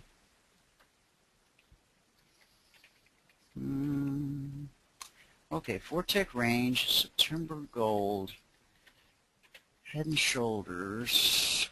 I don't see it, Lewis. David, do you see this on my screen? Do you see? No, I'm not a real. I'm not a Head and Shoulders. I couldn't help you with that. Although I do use it as a shampoo, but I can't use it in the markets. I'm sorry, Lewis. Can you give me an idea? Tell me where the head's at. Maybe that. Tell me what time you see the head, and then I can help you with this. Because this is a 4-tick range. September. Let me switch it to August just in case that makes a difference. GG. And Dwayne, maybe we will, only because we're finishing some things up here on our end, and I don't want the noise. I've had them stop. I will step out here right now. But look right here, David. Okay, if I went to when I went to the August goal, okay, there's a head and a shoulder. And a shoulder, inverted head and shoulders. So yes, Lewis, I do see that. And based on August goal, there's a neckline, you know, basically across there. And so yes, you are correct. Inverted head and shoulders, August goal. It is there. Okay, Dave. Well, there you are. Well, thank you. Listen, thank you guys for the questions. Look forward to seeing you here tomorrow. And we probably, you know, even though it's summertime, I think there are some great opportunities that will show up that are forming right now for this very week. So I'm looking forward to it. Dwayne, as always, thanks for having me on the program, and I look forward to seeing you guys here tomorrow. Okay, Dave, have a great afternoon. Thank you very much. See you then, Wade. Bye-bye. I didn't notice what time it was. All I know is that I fell in love with you. And if all my dreams come true, I'll be spending time with you. Every day's a new day in love with you. Okay, guys, that's going to just about do it for us, although I had said I would hang out a bit, and I will, if you have any questions, if there's something specific you'd like me to cover. We're going to look at this ES trade here, but if you have a question regarding anything else, then, oh, you're very welcome, Ed. Okay. I know sometimes I miss your question. It goes way up in the scroll because you ask early, and then I end up missing it, so I apologize when that happens. I'm glad I caught it today. Now, on the tweet that we had earlier on the S&P 500 E-mini futures, I pointed this out last night in the tweet because sometimes people go, oh, okay, so Michael has one way of trading and you've got a different way of trading. So you guys are doing two different things. Well, actually, no. I mean, yes, in the live trading room, he focuses on our 4-tick range setup, aka the slingshot. And I tend to look at larger time frames, hourly, 4-hour, daily, to put together my tweets. But I don't really like to think of it so much as a different way of trading because I think the two work hand in hand and complement each other quite well. Friday afternoon was a real good example of where a bigger picture I saw the potential opportunity for a short, but on the smaller time frame, it didn't come together. Today, a little bit of a different situation, but I do want to point this out. Let me find where my initial tweet last night.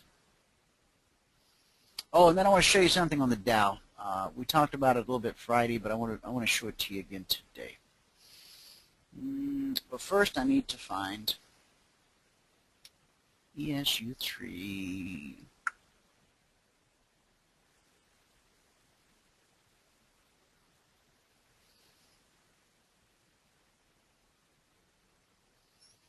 I thought I had one.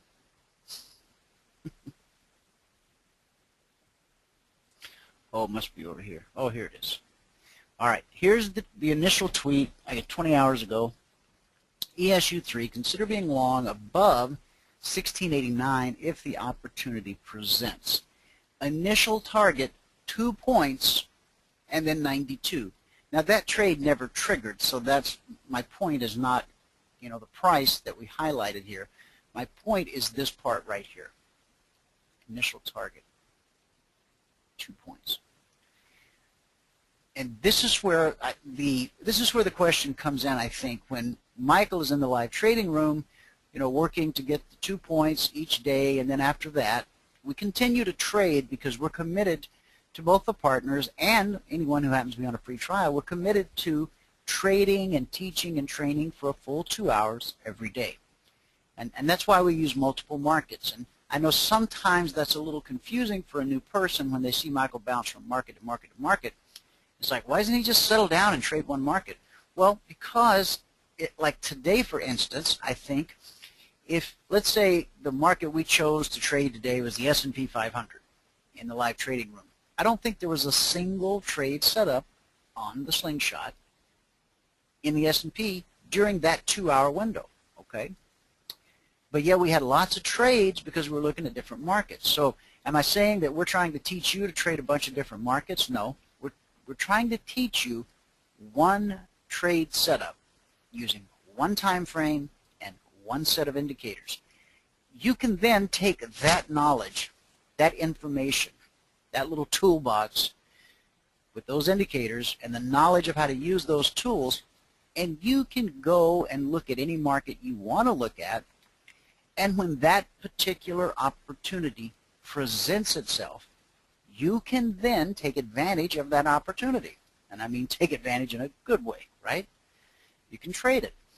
Now, for a brand new person trying to monitor, 5 to 7 different markets for the opportunity to present itself would be challenging, and it's not something we would recommend you doing, okay? Pick 1 or 2 markets, okay? 1 or 2. Keeping in mind that the indices, S&P 500, Dow, Russell, and NASDAQ, those can all be traded for $500 per day intraday margin. Okay? When you get into the other markets like gold, crude, those all require higher margins. Okay?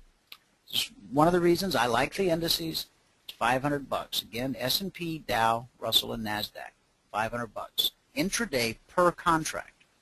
So if you have $10,000 in your account and you've earned your way up to the point of trading 10 contracts, in other words, you didn't just open an account, deposit 10 grand, and start trading 10 contracts. No, that's a surefire recipe for disaster. Okay, but with a $10,000 account, it will take, well, number one, for 10 contracts, it's going to take $5,000 in margin just to put the trade on. If you want to put on a trade with 10 contracts, the S&P 500, $5 grand in margin right there, boom. Now, you got to have room for the drawdown, okay, because every trade's going to have some drawdown. Every now and then you get the one that doesn't, but and that's another thing. A lot of times we are so emotionally charged when we get into a trade that we get triggered in, and then the market does the natural, normal thing, it backpedals a couple of ticks, man, and our heart stops and our belly flops, and the market's just doing what the market does. Oh man, every time I get into a trade, it immediately goes against me. Well, it's just oscillating back, it's channeling back and forth. That's what markets do. Okay, so you have to have, number one, money in the account to cover the trade. Okay, and you got to have the cushion, right, for the drawdown of each trade, and inevitably you are going to get stopped out on a number of your trades. That's simply the truth about trading. It doesn't matter what methodology you use or what super top secret indicator you buy for $99.97 off the internet. You're going to get stopped out. Prepare for it, all right? Okay, but with 10 grand in your account, you can comfortably trade 10 contracts. Now, I want you to think about this for a moment. This is why I like trading the indices so much. Michael really likes trading the gold and the crude and the other markets, and I know a lot of our partners do enjoy that because there's so much opportunity every day in those different markets. But they do require higher margin, okay? But if you're trading 10 contracts, did you realize that you're trading, that you control, if you put on a 10 contract E-mini trade, you're controlling almost $1 million of equity at current prices. The current price right now, let me get my calculator. Current price, the S&P 500 E-mini futures is $1,682.50. $1,682.50 times 50. When you buy one E-mini contract, okay, you're controlling $84,125 of equity. You put on a 10 contract trade, you're controlling at current prices, $840,000 of equity. Think about that. For 5 grand, it costs you 5 grand in margin to control $800,000 of equity. Imagine, think about real estate for a moment. What if somebody said, hey, here's an $800,000 house. I'll let you own it for the day for 5 grand. If you can sell it at a better price during the course of the day, you can pocket whatever the difference is. At the end of the day, I just need you to give me back the house. Now, think about that. What an opportunity that is. Is that not worth crawling across the desert on broken glass in the middle of the summer to learn how to do that well? Now, if you're trading 10 contracts, and if you take a couple points a day net out of the market, that's $1 grand a day. Lots of folks haven't ever made $1 grand a day in their life. Okay? In fact, I know the percentage. Less than 3% of the world's population has ever earned that kind of money on any consistent basis. I'm not talking about the casino or the lottery. I'm talking about average daily earnings. Less than 3% of the world's population earns or has ever earned $250,000. That's what that works out to be, is $250,000 a year.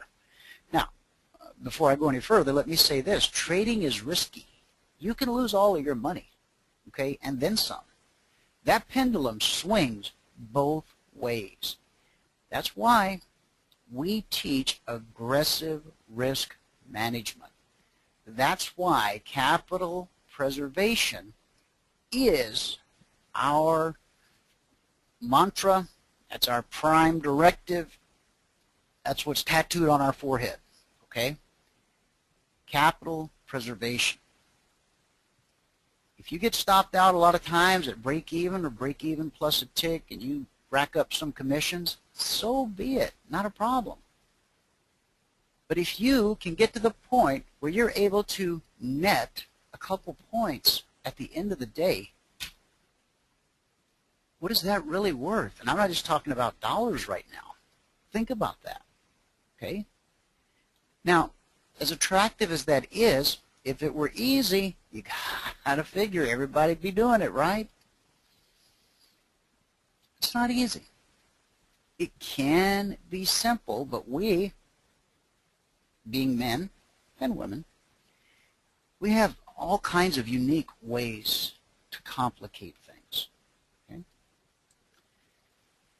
I want you to really think about the opportunities, the possibilities that trading in the markets and in E-mini futures represent. I believe that never before in the history of man has man had such an opportunity ever. Now, of course, a core part of who we are and what we do is our goal is to change the world for good. We want to leave this world a better place than we found it. Okay? We aren't trying to make a lot of money just for the sake of making a lot of money or building bigger barns. We want to do something positive. We literally want to make the world a better place. Now, we've got noble motives. Now, I was very naive when I started trading E-mini futures. I thought just because, see, I already had a little money. I had a little money put away, so I was all right. You know, I wasn't a rich man by any stretch, but I was okay. I thought that just because I planned to use the money I made trading to build orphanages and to care for the needy and clothe the naked and feed the hungry, I just thought all my trades were going to work out because I wasn't a greedy guy. No, quite the opposite. I planned to give away every dime I made trading. Well, guess what?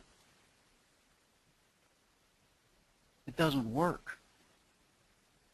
Just because your motives are pure doesn't give you a positive equity curve. You still have to learn how to trade. And when I say learn how to trade, I'm not talking about step 1 through 5. The bullish cross, the pull away, the pull back, the up close above or below, or the down close below the trend line. Okay? We talked about that in depth last week. And see, that's what everybody on the internet's selling you. They're selling you their variation of 1 through 5. Let me say that again. What everybody on the internet's selling you is their variation of our, we call it our 1 through 5. Bullish or bearish cross, price pulls away, price pulls back, check for divergence, and then an up or down close, either above or below the trend line, if it's required, because the cycle changed color. That's it. I said the whole thing in 15 seconds. Anybody from my 11-year-old son to your dear grandmother, if she's computer literate, can learn in an afternoon or a couple days at a stretch how to do 1 through 5. Learning to trade is about what happens after 5, after number 5. That's where the trading part comes in. That's what separates traders from those who would like to be traders.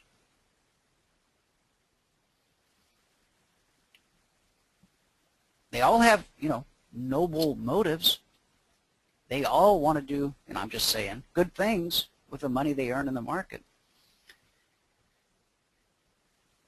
But only a small percentage of them have taken the time and had the mettle to gut it out and learn how to deal with what happens after number 5.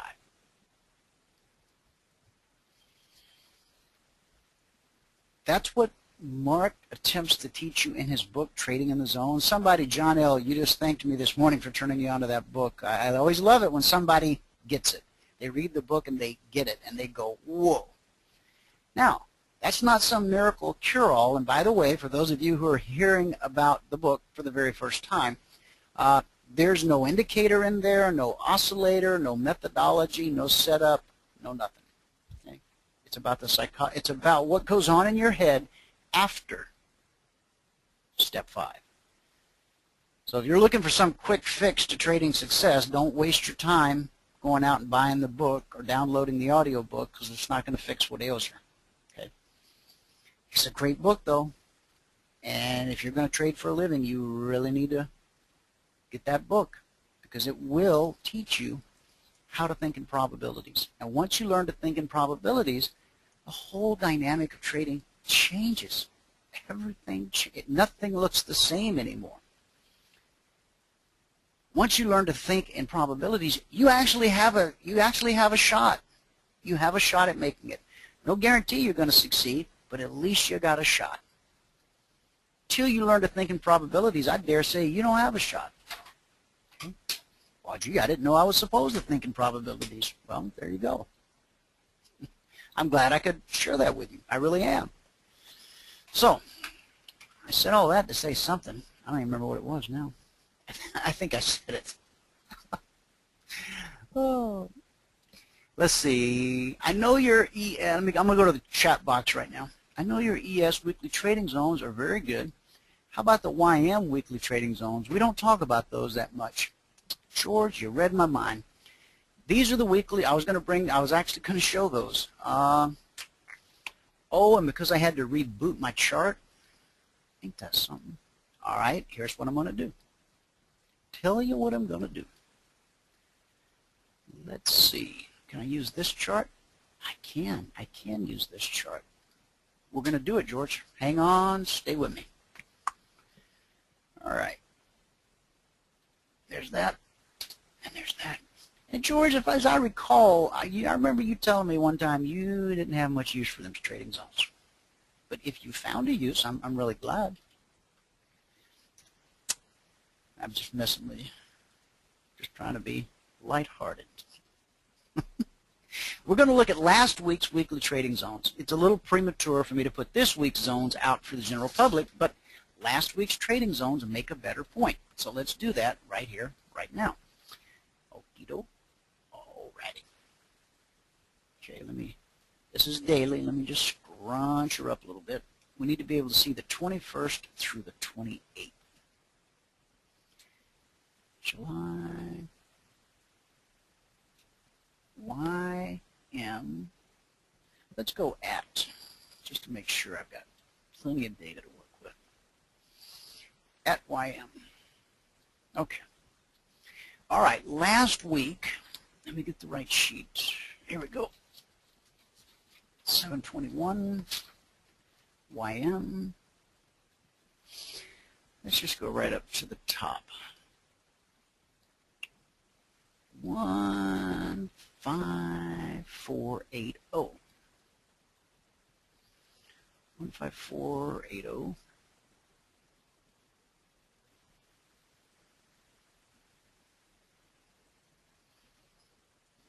I'm going to do this the easy way. 15480.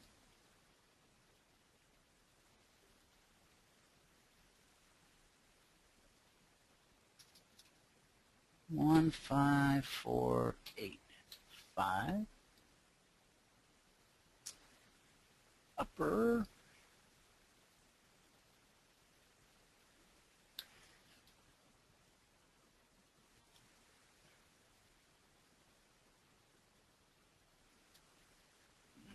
Okay, so 154.80 / 154.85. That was our highest weekly trading zone last week. All right, what else we got? 154.30, 35.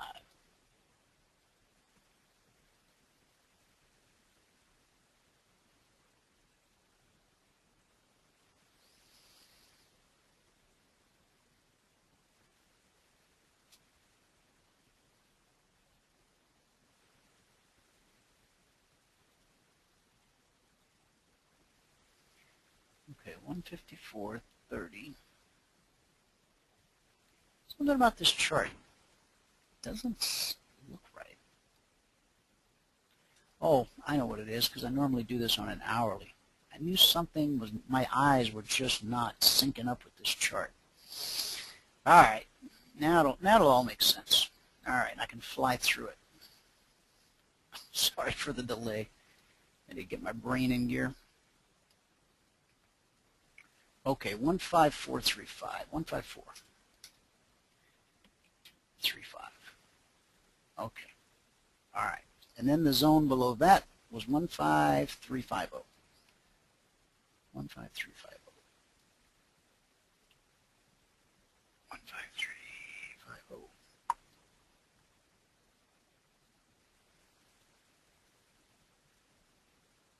Upper.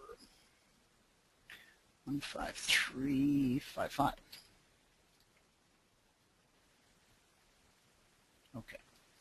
And so that was last night, Sunday night. So July 26th, that would have been Friday. On Friday, price went from zone. It made it through this zone. It consolidated a little bit here, but it hit this lower zone at 15350, and then it made it all the way back up to this zone at 154.80.85, and then that's where we closed the afternoon, just above this weekly zone. And then, let's see, the 28th. 28th began right on this bar right here, okay, this candle. Now again, the zones, we talked about the carryover effect that they'll have, you know, like into Monday, into Tuesday, because these are last week's zones, okay? And so today, price came down to hit that zone at 15430/35, and it bounced right back up to 154.80/85. Okay, so the 26th, that was, here, let's do this. The 26th,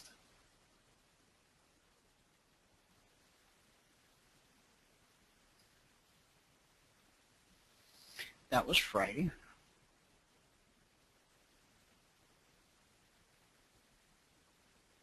'25th.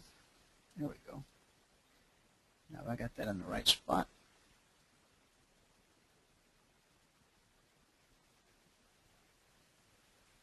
I do. All right. Okay, Friday. Okay, so this is Thursday, the 25th. It came from zone, down to the zone, back up to the zone. Now, if we back up to Wednesday,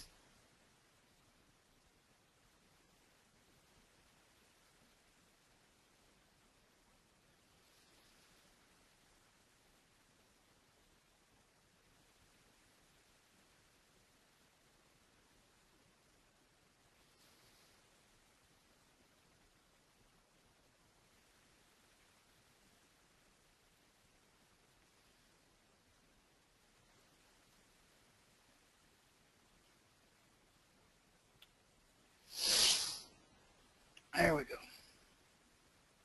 No, a little bit further.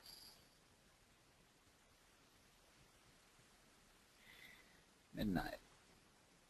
Right there. Okay. So it looks like we got to throw in what's the next zone above 480, 485. It's 545.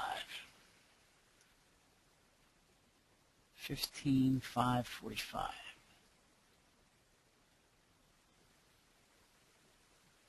Okay.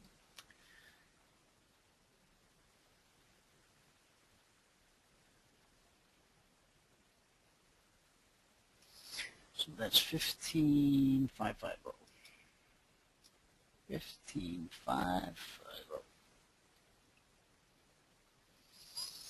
Okay. And so on this day, price went from zone down to the zone where it consolidated for a couple of hours right here. Then it made the trip on down, back up, back down, back up. And here it overshot just a little bit. But let's not lose sight of this down here where this was the low of the week. Okay? And keep working our way back. Here's the 23rd.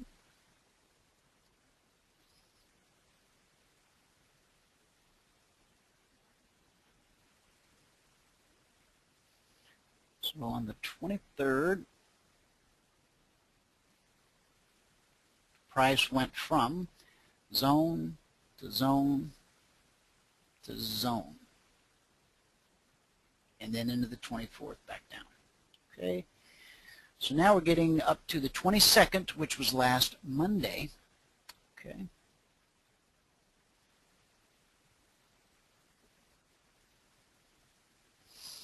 And last Monday, price went from zone up to the zone.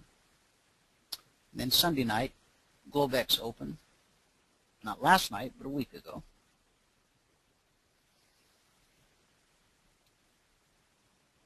Price opened here, ran up to the zone, came back down to the zone. So we can walk across the week now that I've laboriously created this chart. Zone to zone to zone to zone to zone to that zone.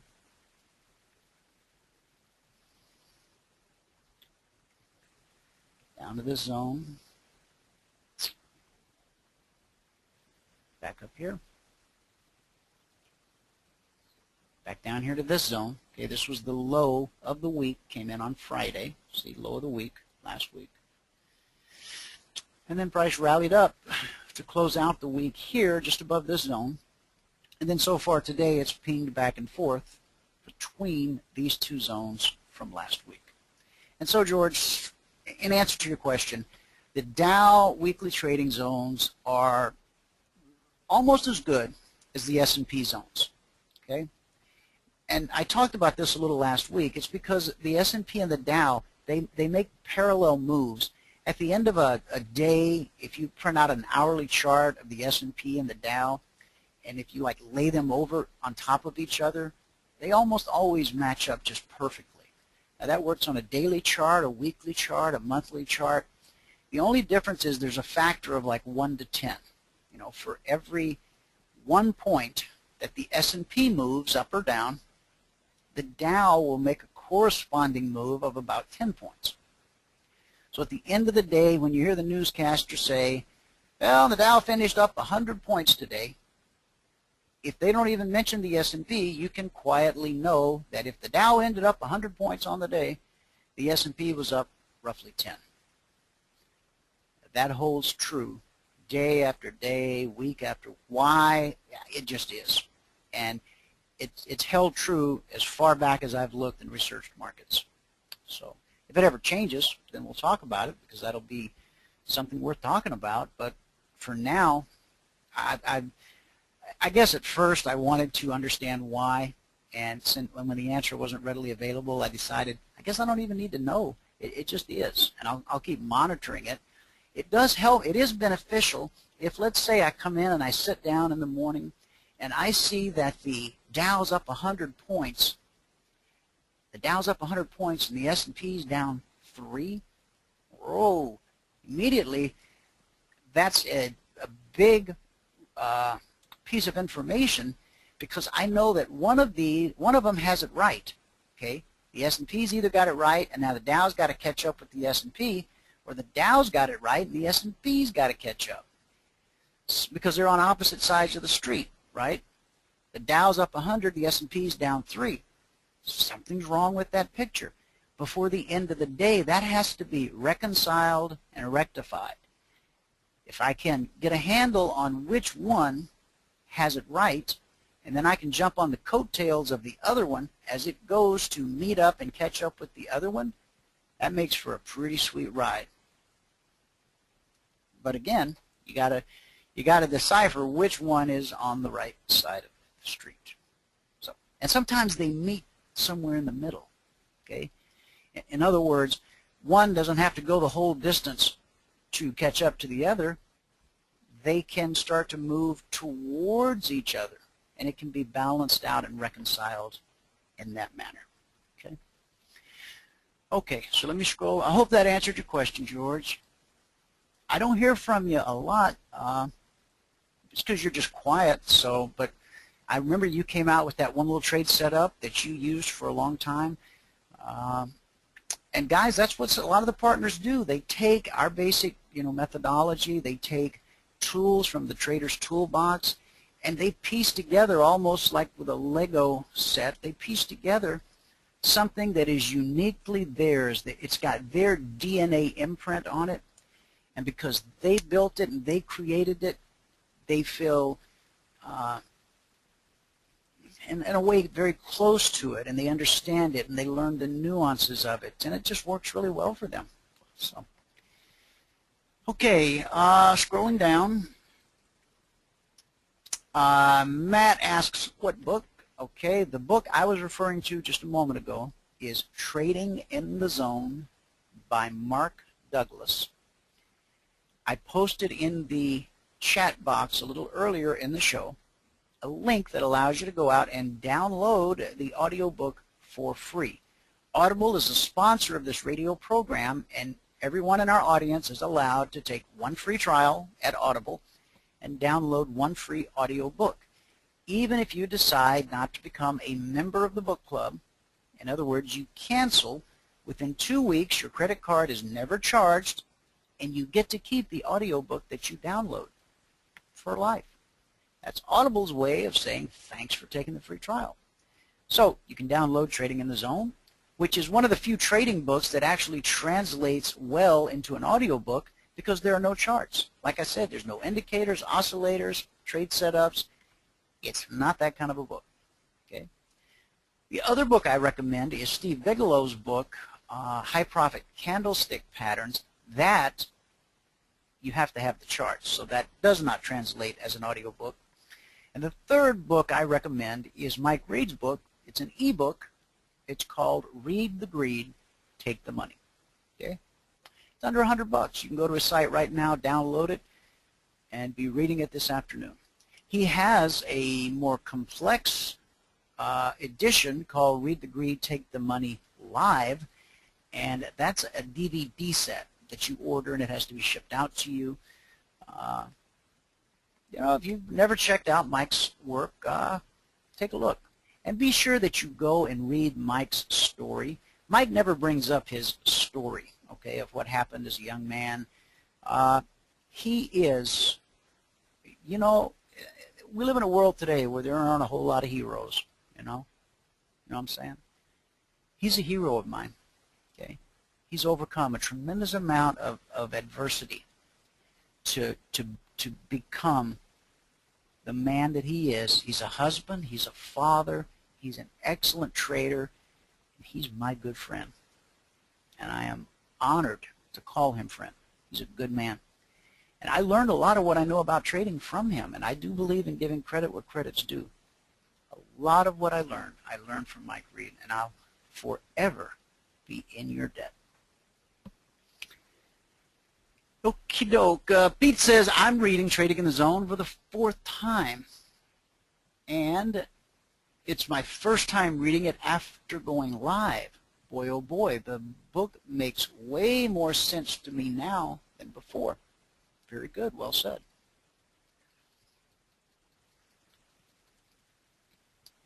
Everyone probably knows this but me, but be sure that when you close out for the day, be sure to check your active orders in the control panel.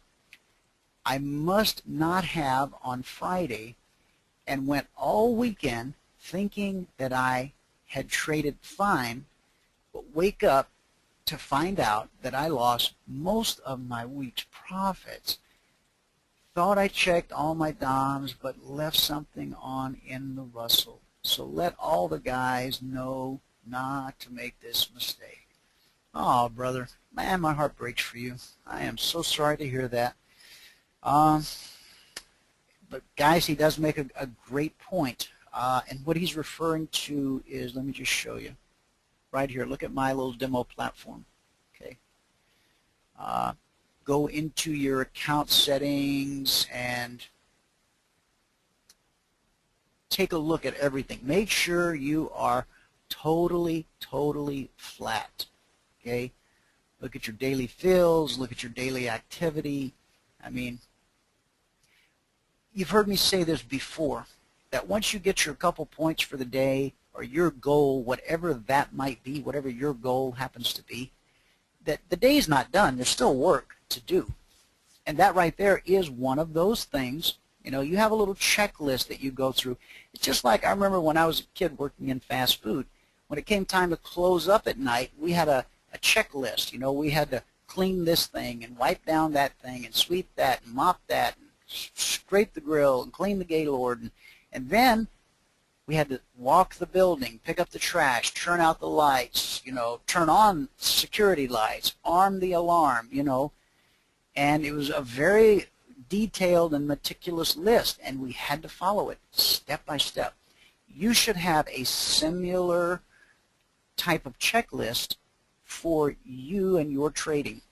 I mean, I recommend that everyone have like a little 3-ring binder on their desk, and like if you go into a McDonald's or a Burger King and you go into that little manager's office, they've got what they call the SOP manual, standard operating procedure. You know, each franchise is going to have, you know, some kind of different little name for it, but you know what I mean.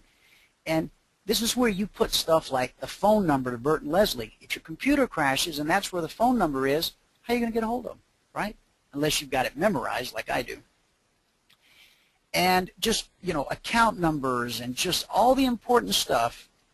And that's where you're going to put your business plan in there, your trading plan, your checklist for your trades, and your daily, like you might have a page that's daily opening procedure. Okay? You come in, you sit down, you open it up, okay, check, check, check, check, check, you know, and then you've got a page for your closing procedures for each day. You check, check, check, check, check, so that when you do turn off your computer, now mine runs 24/7, but I'm an odd bird, okay? When you shut down your platform and turn it off for the night so you can go spend quality time with your family, you have a clear head knowing that you've checked and double-checked that you truly are flat. So, brother, I am so sorry that that happened to you, but now that it's happened, if there's any upside, at least it probably won't ever happen to you again. So that's one thing you don't have to worry about, because life has taught you a lesson. So, and I've done that. I've had Bert call me and go, Dwayne, it's 4:30. Do you know you have an order open? I'm like, oh man, no. And I'm not even anywhere near the office. Can you close it out for me? And he goes, yeah, sure, no problem. That's another thing about having brokers like Bert and Leslie. If something is out of the ordinary, something unusual, they'll get a hold of you. See, because he knew that I would never leave an order open after the closing bell. You know, I would always at least close it during that little window of time, so that when the markets reopened, I could re-enter and still qualify for day trading margins. So that was an anomaly. It stood out. With all of his clients, he noticed little old me, and he called me that day and says, hey, man. I was like, oh, Bert, how bad's the damage? Now, I was blessed. I was actually up a couple of dollars, you know. And so, but we can't always depend on Bert and Leslie. I mean, you know, I had known them for a long time. They knew my habits. They knew my patterns. So the longer you're with them, they'll know more and more about you, and they'll kind of have your back in that regard. But you can't, you know, you can't put it on them. You have to, number one, assume the responsibility. So just try that. Try making a little checklist. I'm speaking to everybody now, not to the person that learned the lesson the hard way. I'm just to everybody before it happens to you. Because if you don't do what I'm suggesting, it will happen to you. And the damage could be very severe. This person says they lost almost all of their profits from last week. Okay, you understand what I'm saying, guys. It could have gone far worse than that. So please be careful. It is your responsibility. Okay.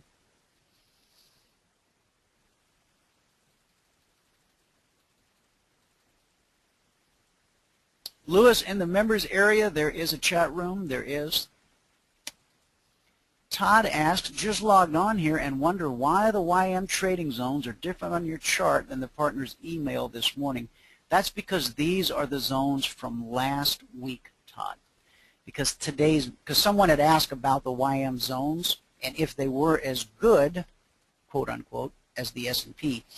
And so I was showing on last week's zones, because being Monday, I'm not going to just, you know, publish here on the screen all of the weekly trading zones for the Dow. So I'm using last week as an example. Now what we will do come about Thursday afternoon of this week, we'll do this again and we'll take a look at the Dow this week's zones. So that covers you, Todd. To the person who had that trading tragedy, he says, I've learned a lesson and hope that someone else understands what you're saying and save them the mistake. Thanks for forwarding the message. Yeah, you're welcome, brother. Jeff asks, how do you take off last week's zones and replace them with the new zones?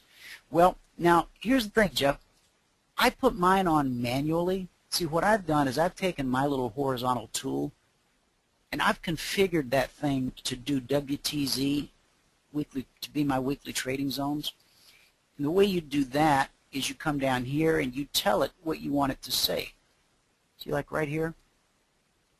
I've told it that I want it to have custom text and the current value. And then up here I tell it what I want that custom text to be. And I can tell it the font. I told it to be a font, a 10-point font. I want it to be bold. You can align it in different ways. You can put it over here. You can put it over here. You can put it in the middle. Now, if you're asking how to do it with the tool that Michael created, let me show you how to do that. You right-click, go to Indicators, go to CFRN, go to CFWTZ, click that, okay? Now, because I don't have those zones on my chart, it's not going to show up.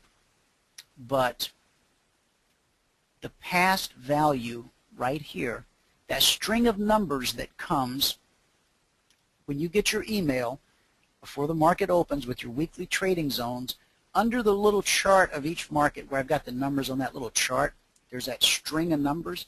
You copy and paste that string of numbers into this field right here, past value.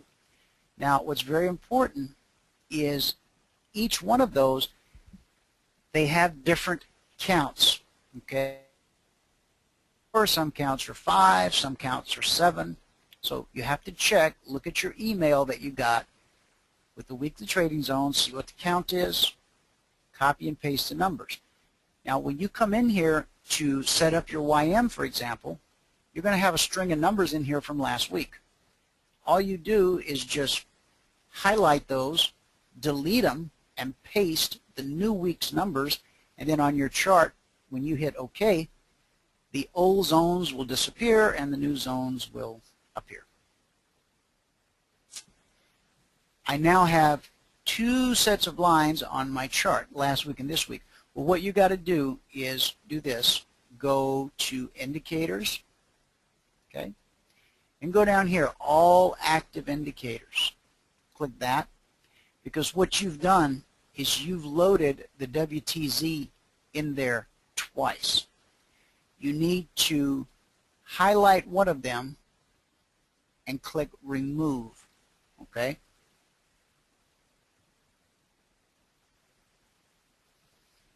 That's the reason your old numbers aren't in there, Jeff, is because you've installed that indicator twice. Yeah, there you go. Yeah, so just delete one of those and you'll be fine, okay? All right. Okay, guys, anybody else got a question? If you do, type it in the box.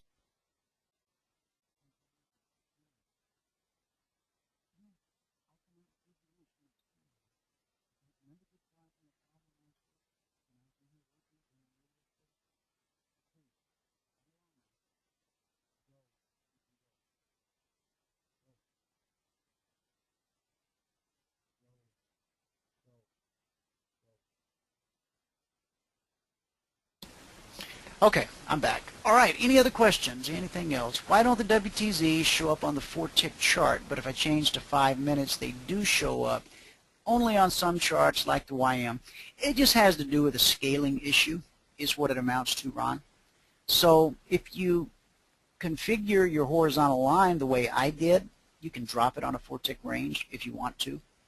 And sometimes if you scale your out real wide like that, or go real tall, you know, sometimes you can get them to show up. What I suggest that everyone do is when you get that email each week, print it out, print the email out, because I have in front of me, and this is what I work from all week, I work from, in fact, I'm going to show you exactly what, like the sheet that I just gave you the zones from. Hang on.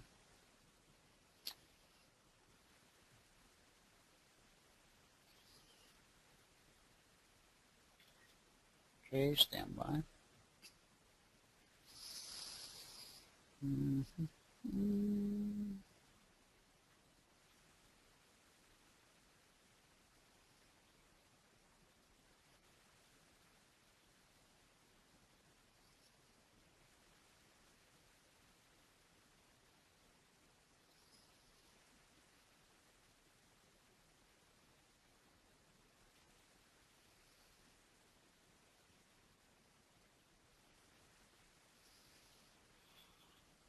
Okay, I just sent myself an email from my phone.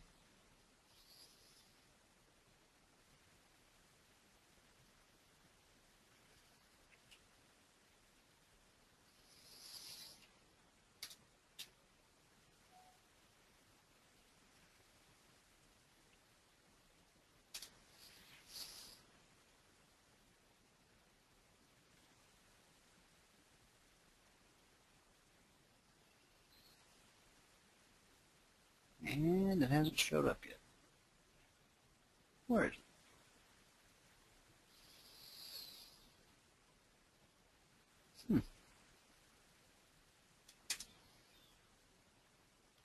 Doesn't take that long for a picture to travel across the internet. Ah, there we go. Okay, this is what I work from all week long. Remember this morning in the trading room, I told you guys that I have these little scraps of paper that have all my zones every week since I started publishing them. So what I'm suggesting is that you be more organized. You just go ahead and print out that email, okay? Then keep it right on your desktop. Put it in that little 3-ring binder that I was telling you about. So no matter what time frame chart you're working on, you've got those zones right there. You know where they are, okay? And on any given day at any given time, price is probably going to be playing back and forth between a couple zones at the most. So you can do all kinds of things to just highlight on your chart. Like you could go insert drawing tool, grab yourself a rectangle, you know. You might do that. Or you might choose to do that. You see what I just did? I made this whole area between these two zones a purple box. Why would anybody want to do that? I don't know. I'm just saying you can, right? See, like price has been playing in this zone here for so long, so I might want to go insert.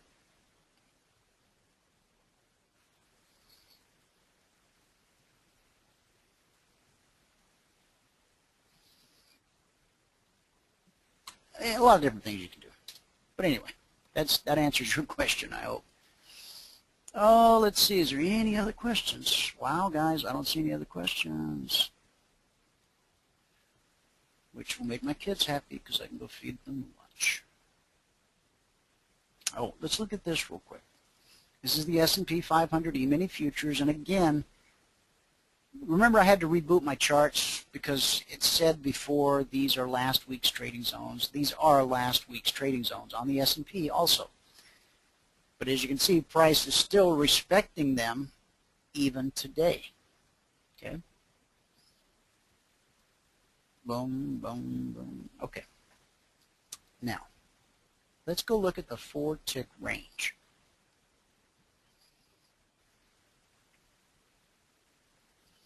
Because this morning, when we put out that tweet, the tweet said to consider being short below 1679. 1679.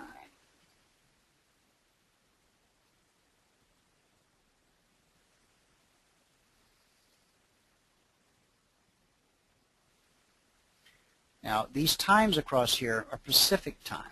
okay, because I'm in Arizona and we don't do daylight savings time, so right now we're on Pacific time. Okay. So this morning price came down through 79, and when it came through 79, give a pullback entry on the slingshot. Okay. Now, over here, when price finally did pull back, okay, now let's go through these steps together, right? There's a bearish cross, check, that's step one. Price pulls away, check, step two. Price pulls back, check, step three. What's step four? Bearish divergence. 4, bearish divergence. Okay. Bearish cross. Price pulled away. Price pulled back. So what color is it? It's blue, not red. So we have to draw a trend line. Okay.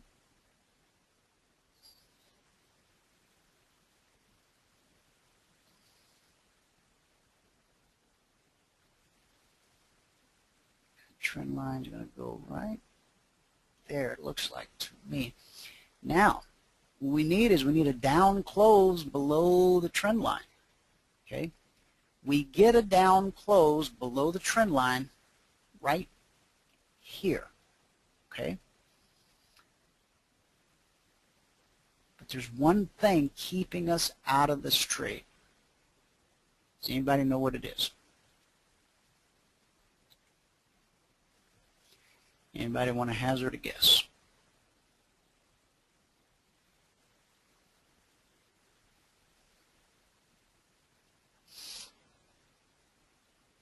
Very good. 2 people got it. The black line, in the process of us waiting for a down close below the trend line, the black line worked its way up into the BBC. That negates the trade. Whether it's a long trade or a short trade, when the black line, this little step line we call it, when it pulls up or pulls down into the green line, the BBC, the bull-bear cross line, it negates the trade. You no longer have a valid setup. So, number 1, price pulls away, or bearish cross, check. Number 2, price pulls away, check. Price pulls back. Number 3, check. Bearish divergence. Number 4, check. All we need is a down close, and because it changed color on the pullback, it didn't stay red, it went blue, so we actually have to put a trend line in, okay, because we need that additional confirmation.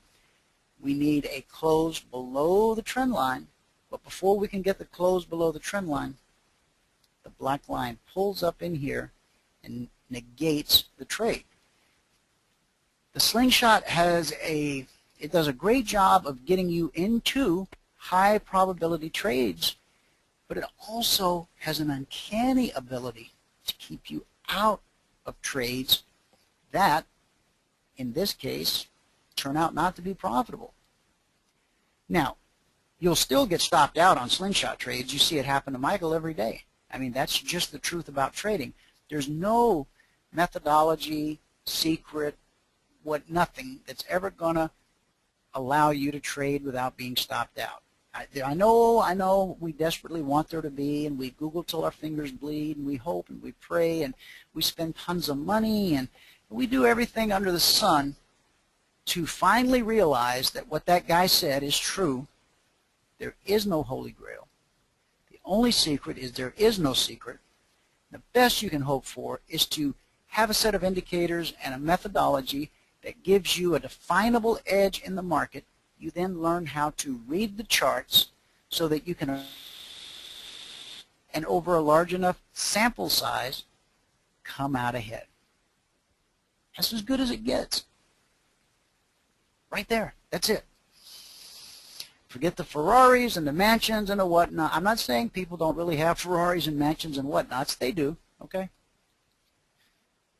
Before we go fantasizing about that, let's figure out if we can consistently and comfortably take a couple points a day out of the market in the simulator, and then with one contract, make $1,000, then with 2, make another $1,000, then with 3, yeah, like that. And you know what? If you're true, well, God bless you. You know, but you'll never get there if you try to front run the deal. Okay, won't happen. Yeah, I got plenty of money. I'm just going to dump 10 grand in an account and start trading 10 contracts. I don't care what that guy said. Well, you may not care what I say today, but 60 days from now when all your money's gone, or 6 days from now, which I wish that didn't have to happen to you, and it doesn't. But when you come back to me in 6 days or 60 and go, dude, you were right, I'll say, I won't say I told you so. I won't give you a hard time. I'll say, all right, I'm sorry that happened. You want to take another run at it and, you know, see if we can get it to work? You know, that's all. That's all. Anyway, now, Iris, you had a question. Let me see what your question was.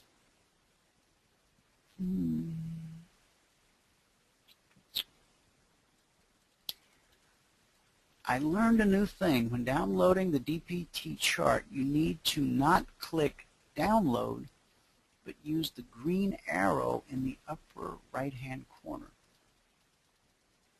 This applies to other programs downloading now. Why has this changed? I don't know. You know, I'm not sure if I understand exactly what you're referring to, Iris. Let me try to read that again. When downloading a DPT chart, you need to not click download, but use... Are you referring to the layout, perhaps? Because I know you're trying to share something good here with us, and I just want to try to figure out exactly what it is you want to share with us.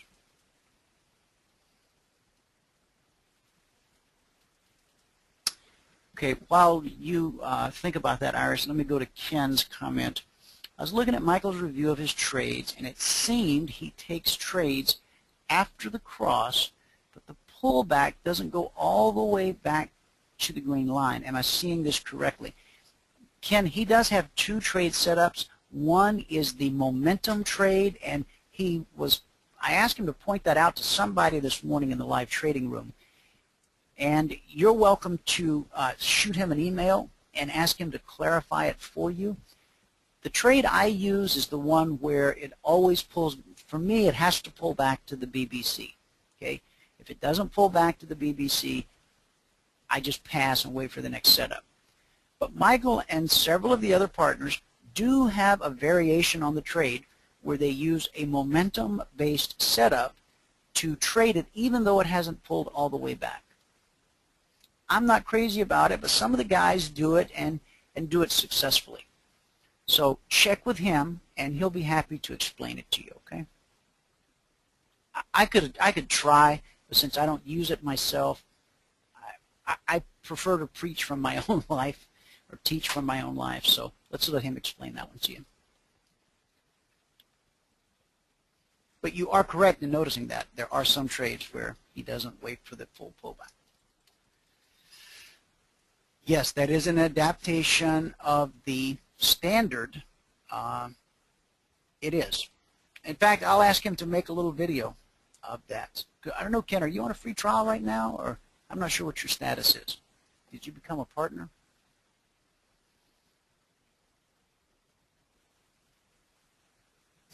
Okay, Iris.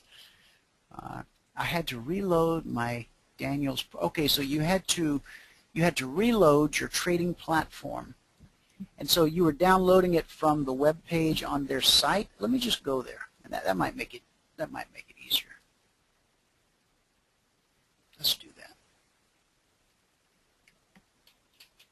Let's go to danielstrading.com.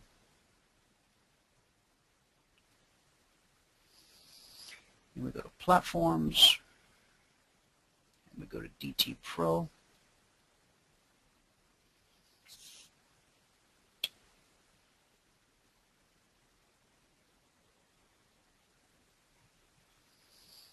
There's a place where you can just download. Oh, over here. DT Pro live download and demo download. So if you click the live download, it takes you to this page. And then right here you can click download DT Pro, or here you can click download DT Pro.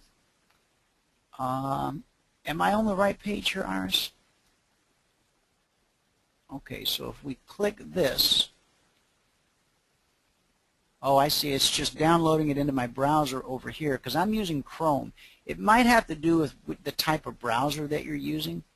So see, right now, if I click this tab, it will open up and install this. I just downloaded the file. That's how long it took. Did I mention my new computer is a little bit fast? Gosh, I'm so blessed to have this computer. Thank you, Lord. It really has been a blessing. Okay, I think I know what you're talking about now, Iris. Okay, guys, any other questions? Okay, Ken says, I just started Friday. You responded to my email this morning about the psychological issues. Oh, yeah. Okay. Yeah, you had left a voicemail, and then you followed up with an email. Okay, and I encouraged you to come on in and just get through the free trial. And because, all right, now, guys, I'm going to share a little bit of this. Someone this morning who was in the Coach's Corner on Friday heard us talking about all the psychological issues that there are with trading. And this person thought, you know, I got enough of those issues. Maybe I should just hold up on taking the free trial and try to get that all cleared up and then take the free trial. And so my encouragement to him was, you've already signed up for the free trial. Just go ahead and come and hang out and, you know, watch the trades in the live trading room. Even if you decide to go forward, that's fine, but if not, it's okay too. But our whole training, our whole program is sort of designed to address the myriad of psychological issues that every trader comes up against. Now, we all think we're so doggone unique. We all think that we have troubles like nobody else. And years ago, going to certain meetings in certain rooms, I found out that my troubles weren't so unique. That guy over there was telling my story, and that guy over there was telling my story, and that guy over there was telling my story, and it was humbling. But anyway, my encouragement was to come, watch, relax, hang out, have a good time, learn, and then at the end of the week, then you could decide to, maybe you don't want to become a partner right away, you want to put it on hold, work through some of the psychological issues you're dealing with as far as the trading goes, and then maybe later become a partner. But yeah. And then also in that same vein, I talked to someone last night. This is a person who's really been run through the mill, you know, kind of in his own words.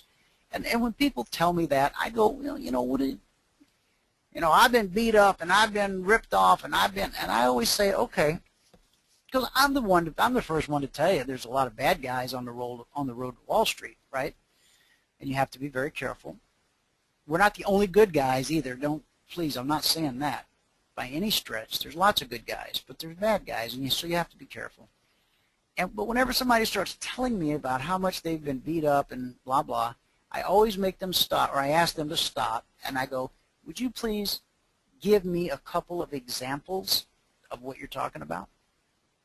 Because I want to make sure that people are taking responsibility for their own mistakes, for their own shortcomings, okay?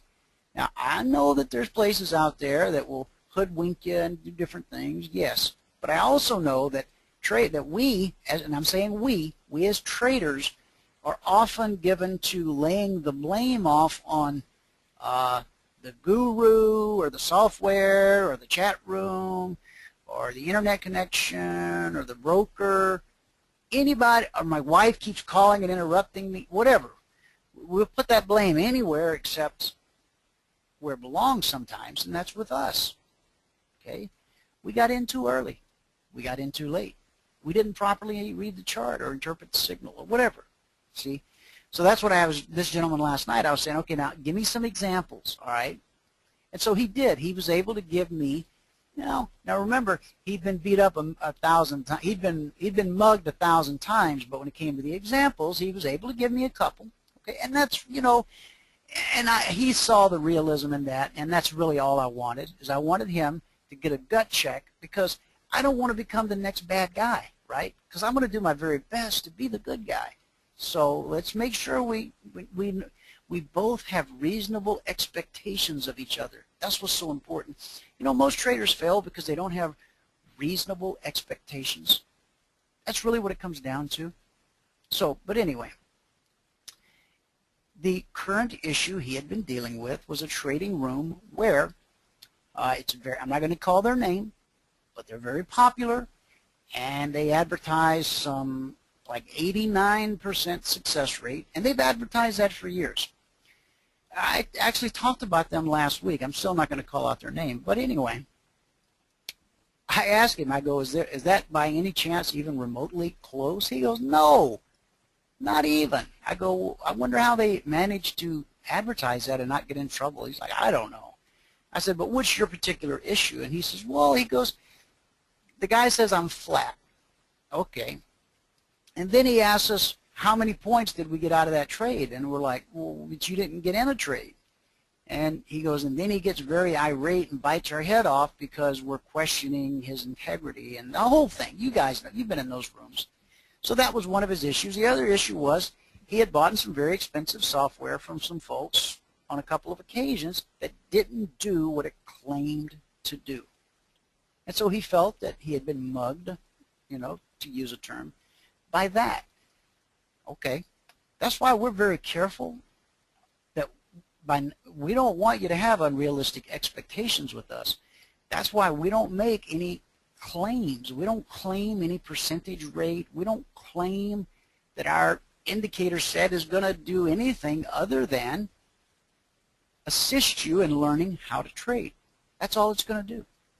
I've told you before that all our indicators do and our methodology, they embrace the underlying rhythm of the market. Everything is already right there in front of you on the chart. All our indicators do, it's kind of like putting on some fancy reading glasses where you look at that jumbled up picture at the mall, and then once you put on the magic glasses, suddenly you can actually see the picture inside of the picture. And it's very beautiful and very awesome. Okay? That's all our indicators do. They make what's already there just a little more obvious so you can actually take action. Okay? So anyway, I know what it is to have the unreasonable expectations and to feel like you've been damaged, but I wanted to, so this gentleman, he was very kind of uptight, and I says, hey man, I realize you've been through some stuff, but if you don't relax, if you spend your free trial, if you spend your whole 5 days trying to find our flaw or the chink in our armor, I'm sure you'll find plenty, but what'll happen is you'll be so busy trying to figure out how we're going to hoodwink you that you won't get any real positive benefit. At the end of the week, you won't be any closer to learning how to trade. You might at the end of the week go, wow, these are the first guys that didn't try to pull the wool over my eyes. Okay, all right, that's cool, but your 5-day trial is now over. I said, so please just relax, because there's no obligation. You don't have to put up a credit card to take the trial. It's not costing you a dime. You don't even have to take time off work because you're going to come and be in the trading room before you actually go to work. He's on the West Coast, so he has the luxury of doing that.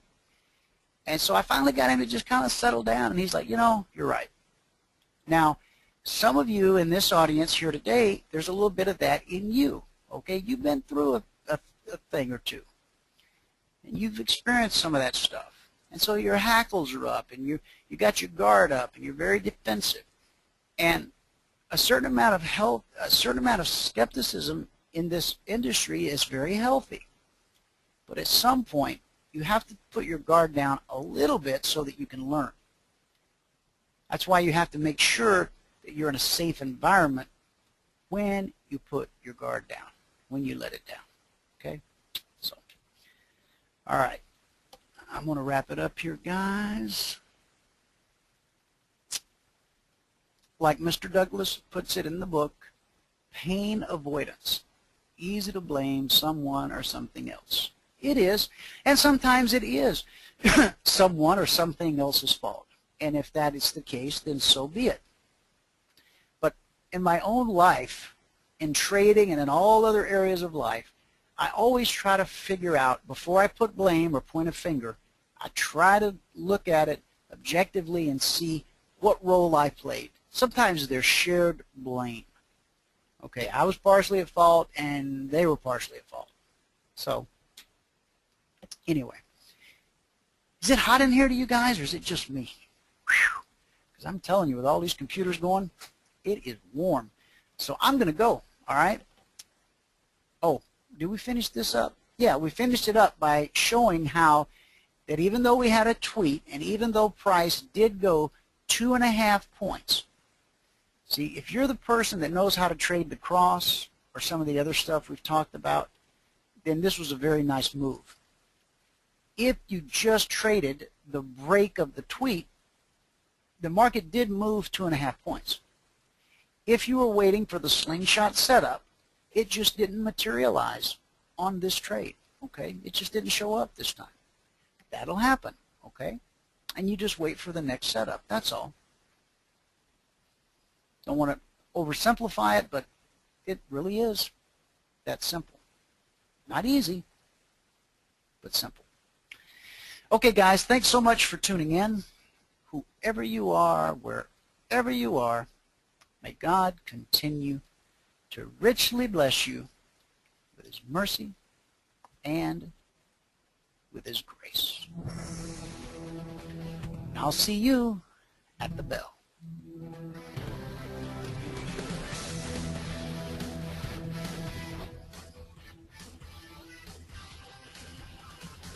Remember this, there is no greater return on investment than to see a human life changed and given hope.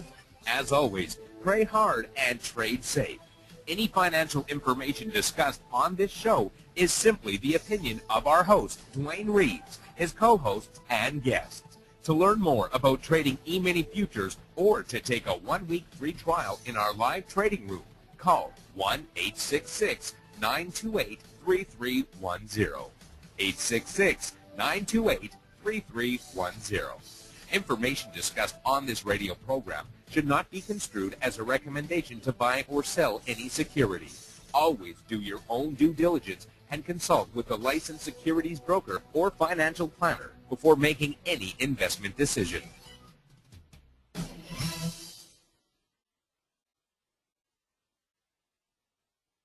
Hey you, trader, why the sad face? Bad day in the markets?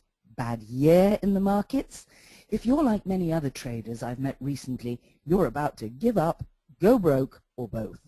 They say the definition of insanity is when people continue doing the same thing and expect different results. Sound like you? You've invested a lot of time and money in this trading business, right? Well, before you give up or go broke, let's just take off the crazy hat for a moment, okay? Forget the schemes and scams that litter the internet. That 80% win ratio, in his dreams and your nightmares. The 89 consecutive winning trades guy, liar, liar, pants on fire. It really comes down to what actually works. At the end of the day, who can you really trust on your way to Wall Street? Here's a thought. What if you could spend day after day with seasoned traders and market analysts? What if you could cut through the theory and simply see real-time trades and strategies that work? Debunk the myths and learn the ropes. Cut the risks by avoiding simple mistakes. How much do you think that would be worth in the long run? If you could literally shave years off the learning curve and keep tens of thousands of dollars in your account for the actual purpose of trading, would that be of great value to you? Would that be the definition of doing something different? Right now, CFRN has a limited time offer. I want to invite you to spend a full week with the CFRN team. I want you to test drive our online platform and feel the power of our custom indicators for an entire week. I want you to witness real trades with real money in real time. I want you to see a humble, ethical, and proven trading system that's simple and, more importantly, that works. You can pass this off as just another sales pitch. You can risk tens of thousands of dollars and several years of your life in an attempt to prove me wrong. Or you can come hang out with us for just 1 week. No strings attached, no credit card required. All we require is a simple desire to learn. Stop the insanity today. Test drive our platform and indicators for 1 full week. Trade with us live for 1 full week. No strings attached, no credit card required. If I'm wrong, there'll be plenty of time to give up or go broke next week. So act today. This is a limited time sensitive offer. To get started, visit www.cfrn.net. That's www.cfrn.net.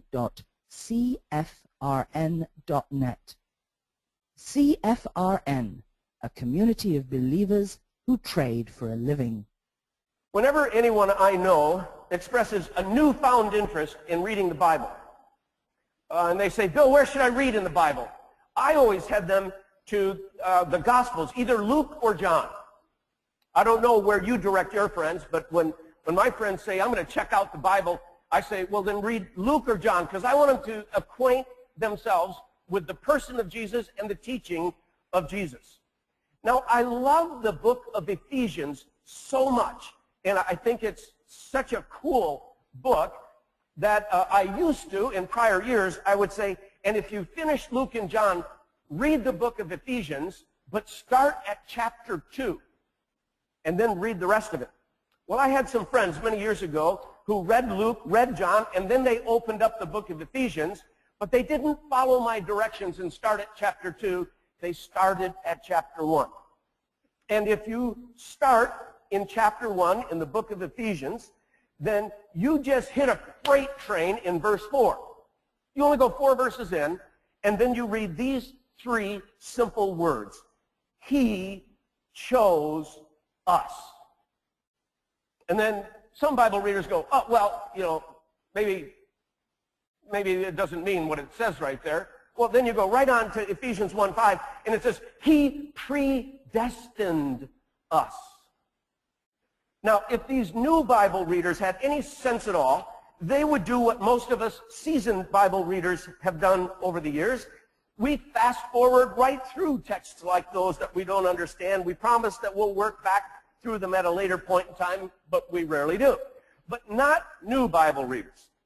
They collide with freight trains phrases like we were just talking about there, and they get on the phone and they call the person who suggested that they read that book. And they say, hey, Bill, do you have a minute to explain the predestination thing to me? You got a minute? Because, I mean, it looks like I've got no real choice in the God thing. I was cruising through Ephesians, and it seems like it says, if I'm chosen, I'm in, whether I want to be in or not. And it seems to say, if I'm not chosen, I'm out, whether I want to be out or not. Am I reading this right? Now, usually these calls come when there's 2 minutes left in a Bears game, and the Bears are driving for a touchdown. Or worse yet, when the kids just fall asleep and your spouse smiles at you and says, hey, honey, it's been a while. You're like, really? Really? And then the phone rings and the person asks the predestination question, and you can pretty much bet all 3 parties are going to bed disappointed that night. Which is why I stopped directing people to Ephesians altogether. I just go, if you're new reading your Bible, stick to Luke and John. You all stay out of trouble that way. But I'm actually going to walk you through a theological minefield in the next few moments. Christ followers have been haggling over what I'm going to talk to you about for the better part of 2,000 years, and the fight really heated up 500 years ago to the present day. What I'm going to talk to you about has split entire denominations right down the middle. What I'm going to talk to you about is set fathers against sons, mothers against daughters, and plenty of pastors have lost their jobs over this very subject matter. So why wouldn't we just dive right in, huh? And be optimistic and hope for the best. All right. For 2,000 years, and particularly in the past 500 years, there's been two camps in the Christian faith. And they would be represented in today's theological terms by a group of people who call themselves Calvinists, or they're into Calvinism. I'll explain that in a minute. And then there are Arminianists, or people who follow the Arminian theology. Under Calvinism, God chooses me to join his team, to be redeemed, to go to heaven when I die. Under the Arminian theology, I make the choice to choose God. I might choose him, I might not. But there's a firewall between these two camps of theology, which is very high, very thick. Now, Calvinism is named after a guy named John Calvin, a French theologian. He lived in the 1500s. This is also called the Reformed position, Reform school, but Reformed theology. Listen closely, work hard with me now, and I'll summarize Calvinist theology for you. By the decree of God, some people are predestined to eternal life, while other people are predestined to eternal condemnation. Calvinists would hold that individuals have no say in this, and that actually this determination happened, Ephesians 1 verse 4, before the foundations of the world. Now, Calvinists would also say, before anyone gets real huffy about God making these kinds of choices, Calvinists would say, look, everybody deserves eternal separation from God. This is clear from Scripture. Romans 3:23 says, all have sinned and fallen short of the glory of God. Everybody. Romans 6:23 says, the wages of sin is death. Ask anyone around you if you have ever sinned. I mean, don't waste your time. I'll tell you. You have. You have sinned. Ask anyone who's around me for any amount of time. They'll say, Bill has sinned too, more often than we wish he would. We have all earned the spiritual death penalty, separation from God forever. Then the Calvinists would say, so it's actually utterly amazing that our holy God would choose to redeem anybody. He certainly wouldn't have to. The fact that he does this, that he chooses some people before the foundation of the world and he redeems them, should make people fall to their knees over the wonder of God's graciousness and goodness. Because we all deserve eternal separation from God. Maybe an illustration will help just a little bit. Suppose a ship captain hires 50 crew to help him deliver a valuable cargo to a port across the ocean. Suppose there's an island halfway across the ocean, and the ship captain stops the ship at the island to give the crew a break, hot showers, fresh food, and so. And suppose all 50 guys go ashore, and instead of just having dinner and showering, they start breaking into the shops and homes of the islanders. They steal stuff, and they generally behave terribly, and they all get arrested, and they all get thrown in jail. Suppose the ship captain then goes to the judge, and the ship captain says to the judge, I will pay the fines and damages of 25 guys, and I will choose which ones I want to help me with the second half of the trip to deliver the cargo to the port to which it needs to go. The rest of the crew, they'll have to stay in jail and pay their fines and pay their damages, pay their debt to society. But I'm going to choose 25 and pay for them to come to help me. Question. Is the ship captain being unfair to anybody? Yes or no? He's not being unfair to anybody. He's being merciful to 25 criminals. And he's paying their fines. And he's inviting them back on the ship.